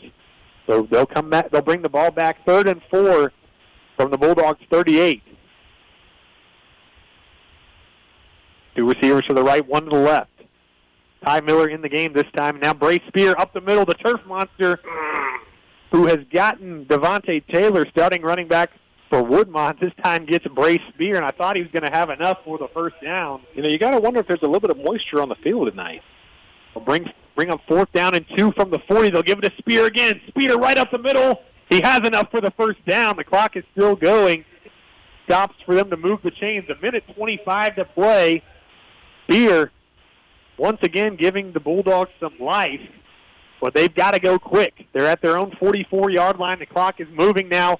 1:20 and still counting. 2 receivers to the right, 1 to the left for Allen in the shotgun. Allen takes a snap. He'll fake the handoff, flip it to Ty Miller across the middle to the 50 and now to the 45. Ryan Goodrow's special is dialed up there. Another first down for the Bulldogs. They've got to keep going. 1:10 remaining now at the 45. Now spending one of their timeouts is Woodmont. Wow. Would not have seen that one coming. They used their first of 3 timeouts here with 1:05 remaining. Now that you've shown your cards with Ty Miller over the middle, is that going to be taken away now for the next few plays? Well, that was actually a different formation from the one that he was open twice previously. This time he was lined up on the left. I wouldn't really say that he hit the seam on that one. He really just went straight up the gut. He was more on the hash mark. The play that I noticed earlier, he literally went to the seam of the field. I'd still love to see that one. Put him on the right side of the formation, you know, give the attention over here to some of the outside receivers and try to hit Ty Miller down the seam because they have not covered him well. The Bulldogs know what they need to do here. They're 45 yards away from the end zone with 1:05 remaining. Kind of gotten into a groove here, throwing the football. Couple nice Brace Spear runs. Ty Miller there with the catch over the middle for a first down. 2 timeouts still in play for Woodmont should they need them. Pendleton out of timeouts, however. Yeah, you got to think that does severely limit the play-calling options here for the Bulldogs. 1st and 10 from the left hash from the 45 for Pendleton. They'll fake the hand. Allen will fake the handoff to Spear and take it himself over to the left for a 7-yard gain. He gets out of bounds to stop the clock. That play only took 4 seconds off the clock. Yeah, if you're fairly confident that you can make it to the sideline, you can do that. Or if you have a second play already called and know that it's not going to take you long to get moving again, maybe you can afford a few more of those. 2nd and 3 from the 38. 2 receivers to the right, 1 to the left. Ty Miller, watch him on the right side of the offensive line. Taking the snap is Allen. Over the middle, Ty Miller wide open. He makes the catch. He's still on his feet. He's into the end zone for a Pendleton touchdown. What a play! Can you believe it? What a call, what recognition, what a pass, and then actually a very nice catch at all. That was not an easy ball to catch. Ty Miller did a great job not only of catching that ball, but then making his way into the end zone, kind of running through a few defenders. Not only a spectacular catch of the 10, but he dragged 2 Woodmont defenders into the end zone with him. Crucial extra point now. Brody Sprayberry's kick is good. And with 53.8 seconds remaining, we are tied in Cunningham Stadium. What a game. And Sam Jennings, the holder, being helped off the field by 2 teammates. He was in that entire drive at receiver. He's punted the ball. He's returned punts. He's injured, and it doesn't matter. Sam Jennings is a warrior. Can I make an early vote to not kick the ball to Jacoby Robinson? I agree. Let's keep it away from him. I agree. Well, it'll be interesting to see what Woodmont does here, as they do have explosive return men in Devontae Taylor and in Jacoby Robinson. We've already seen a kickoff return touchdown with 53.8 seconds remaining and 2 timeouts. You can't let Woodmont get a big return here, but you also can't take it super short and give them time to get into field goal range. I saw in warm-ups the kicker Bradley Crowell nailed 5 37-yarders in a row. So you don't want, at worst, you do not want to let them get to your 20-yard line here. No, not at all. Keep it away from Robinson. Make them throw the ball, which they haven't done all night. Send this game to overtime. What a response by the Pendleton offense. Driving 80 yards, about a minute? They got the ball with 2 minutes and 4 seconds. Yeah. So about a minute and 11 seconds on that drive. Now kicking it away over the head. It's going to be fielded by number 24. That is Amari Harris at the 10-yard line. He is going to be tackled at the 26. There is a flag on the near side of the field. If that is against the Bulldogs, then it'll be pretty good field position for Woodmont. They would be around the 43 or 44. We are definitely hoping that is against Woodmont. I think I might have seen a holding indication by one of the officials. I may have been wrong. I think that's what it is. They're definitely walking the ball backwards. It is against Woodmont, so that is big for Pendleton's prospects of getting this game to overtime. Have you ever seen overtime in high school? I'm not even familiar with how they do it. I know it used to be that you get the ball on the 20-yard line. It's much like college, but I hadn't seen it in years, so who knows what it is now. I've been to a lot of high school football games throughout my years as a student, as a broadcaster, and I've never seen an overtime high school game, but it looks like we're poised for one tonight. I know that Camden and Hartsville had an incredible overtime game in 1991 that the Bulldogs won en route to a state championship that year. 46 seconds remaining in regulation. 1st and 10 for Woodmont. They'll hand it off to Devontae Taylor. Devontae Taylor leveled in the backfield that time by none other than Bradley Runyon. We've called his name a lot tonight. Papa Randall is loving that play for sure. Oh, did we get that confirmed? No, but I'm going with it. I know his grandkids live here in Pendleton. That's got to be one of them. And we have yet another injury, this time a Woodmont Wildcats shaken up on the play. It might be Devontae Taylor. And I think it is. It is. He's going to get up under his own power and walk off. But shaken up for second or third time is Devontae Taylor here with 33.9 seconds remaining. And that might have been some gamesmanship to get the clock to stop without a timeout being used. Although I might be over-reading this a little bit, but that play call kind of looks like Woodmont is very happy just to take this into overtime. You would definitely have to favor Woodmont in overtime based on their success running the football, but Pendleton will be glad to be the underdog in overtime. Sure. 2nd and 10, clock moving, 30 seconds remaining. Harper Doyle being patient. Hard count. Takes a snap finally, and we have a flag and a false start.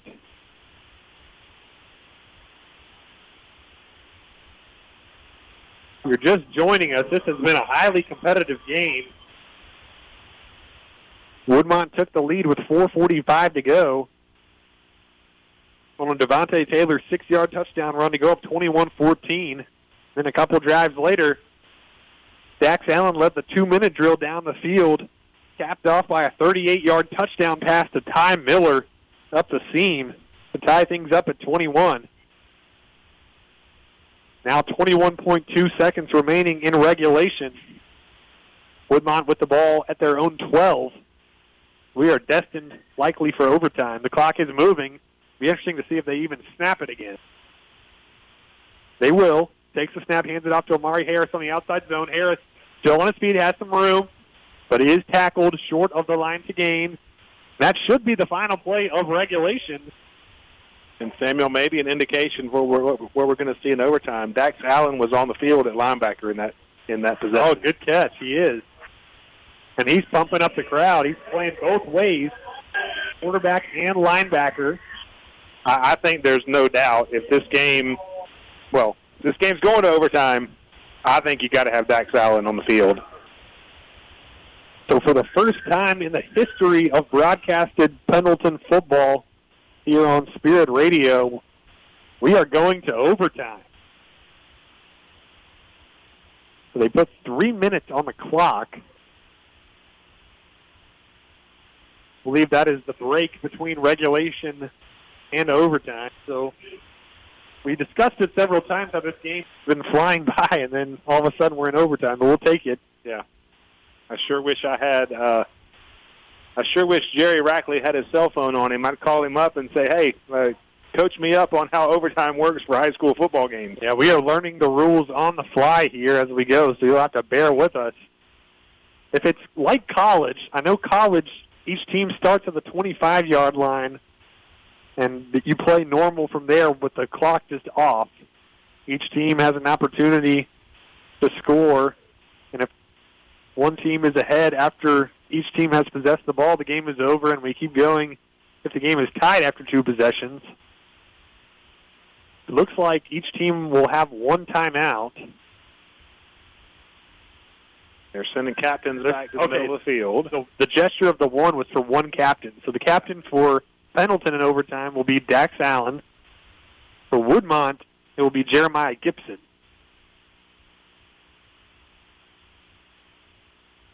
So they are meeting at midfield with the officials for the second time tonight. Jerry Rackley is an official that has officiated at least 1, if not 2 different Shrine Bowls. But he's a great head official, does a wonderful job out there.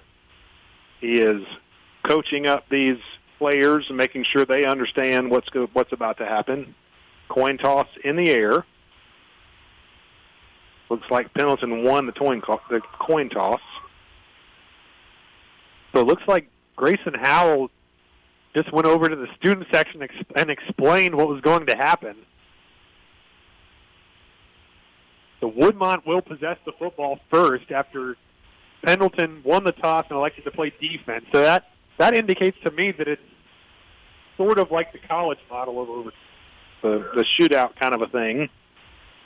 So it looks like the officials are going to walk down to the 20-yard line, and we will play from there, with Woodmont possessing the ball first. I think it might be the 10-yard line. Oh, it is the 10-yard line. I think it's the 10-yard line. Wow. That's what I thought I remembered from way back in the 90s, so it looks like it hadn't changed. Man, so you got to think this setup definitely favors Woodmont with their size advantage up front. I tell you what it favors is we're about to see a whole lot of Ray Spear versus Javante Harris. Javante Harris. That's what we're going to see in overtime. No doubt. Dax Allen is out there at linebacker, so he will be playing both ways. On the field for the Bulldogs, we've got Zy Collymore, Davion Johnson, Branson Wilson, Calhoun Mize, Fisher Sailors, Nate Wells, Jordan Mattress, Bradley Runyon, and a few other Bulldogs.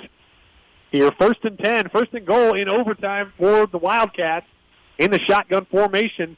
They'll keep it with the quarterback, and he will power forward for about 4 yards. We thought we were going to hear a lot of Devontae Taylor and see a lot of Devontae Taylor, but on 1st down, it's the quarterback, Harper Doyle, keeping it himself for about 4 yards. It'll be 2nd and goal from the 6. I would think that definitely had to catch the Bulldogs a little bit off guard. Probably reading hard off of Devontae Taylor. In the shotgun now with Devontae Taylor to the right of Harper Doyle. 2 receivers to the right, 1 to the left. This time it is to Devontae Taylor, and Devontae Taylor waltzes into the end zone virtually untouched until he broke the plane, and then he was planted by a linebacker of Pendleton. Nonetheless, a touchdown for Woodmont on the 2nd play of overtime. So just like that, they take a 6-point lead, looking to add the extra point here to make it 7. 3rd touchdown of the night for the running back, Devontae Taylor. And the 3rd 6-yard rushing touchdown by Taylor as well. He only scores with the 6-yard variety. Maybe that's why they ran that quarterback keeper. I think that might have been the case. So on for a crucial extra point is Bradley Crowell, and we have a flag on the field. maybe some movement. Believe a false start before the snap, so he'll have to back up 5 yards. It makes a 20-yard extra point, come back to 25 yards. Well, he definitely has the leg, that's for sure.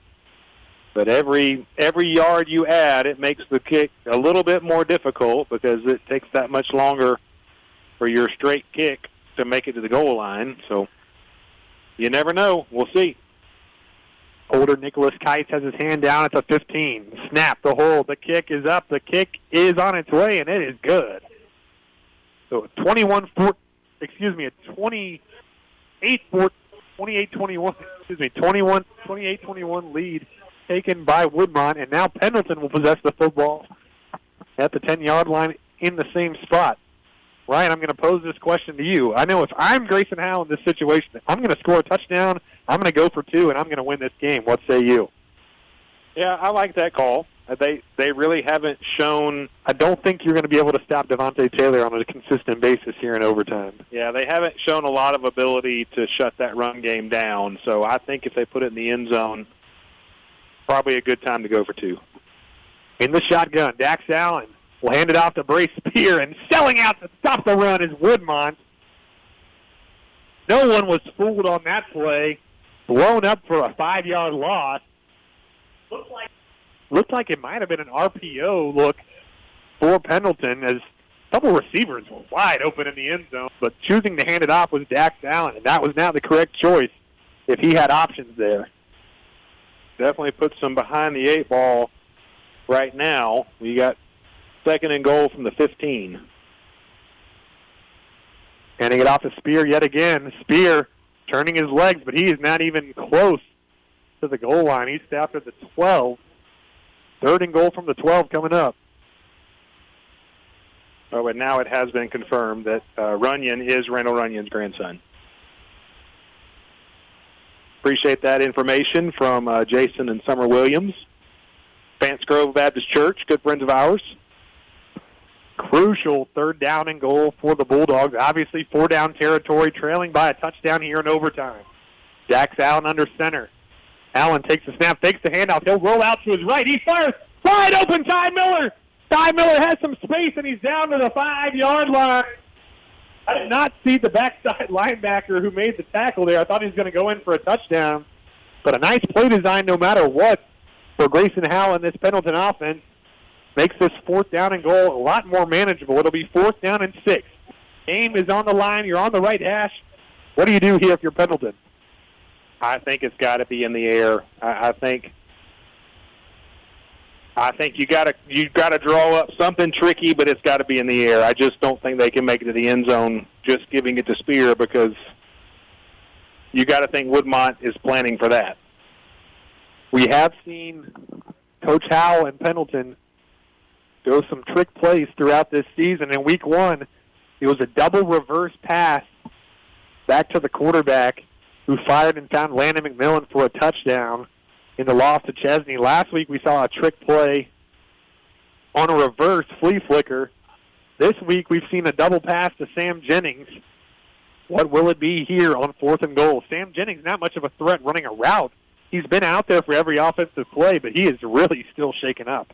But that might be a great way to trick him, because he doesn't have to go very far. So if he can make his way into the end zone, if they lose track of him, does not look like he's out there, though. He has been replaced for this formation.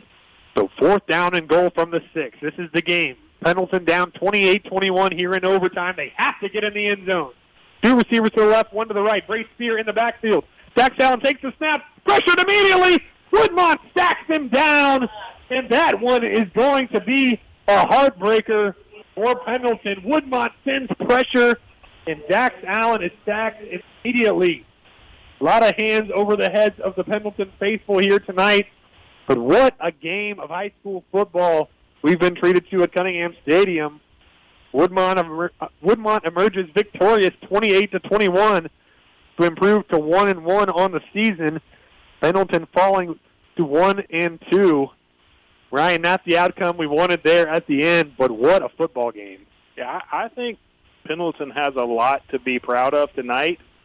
I'm not one for moral victories, but I think they discovered some stuff late in this game that's going to pay off. You know, if Dax Allen is going to have to be the quarterback the remainder of the year, this fourth quarter is going to go a long, long way toward his development. I got to give it to the defensive staff at Woodmont. That final blitz call was quite effective, especially against a quarterback who's not really even a quarterback, just serving as an emergency quarterback. Get pressure in his face. He kind of panics, doesn't get rid of the football. Just a tough way to end if you're a Bulldog, but a gutsy win for Woodmont to rebound after losing 49-7 at Seneca last week. They rebound, come in here, and win a hard-fought game against our Pendleton Bulldogs, 28-21. Any closing thoughts? What a high school football game. That's one of the most entertaining, you know, I guess if I remember correctly, Seneca and Pendleton played a very, very competitive football game here. I want to say it was E.J. Evett's junior year in which Seneca almost came back and won the game. But just an incredible high school football game, very well played by both teams, coached by both coaching staffs, and it's going to be interesting to see what happens with both of these teams throughout the rest of the year. It definitely will, and looking ahead to next week, Pendleton will host Powdersville, so we'll be right here in Cunningham Stadium for the third consecutive week. Woodmont will return home to host Woodruff next Friday night, September 12th. We will have that action for you between Pendleton and Powdersville right here next week. You have been listening to Pendleton Bulldog Football presented by Longhorn Steakhouse right here on 105.1 WABB Spirit Radio. Samuel Goodrow for Ryan Goodrow and for Jeannie Burris at the station, signing off, saying God bless and go Bulldogs.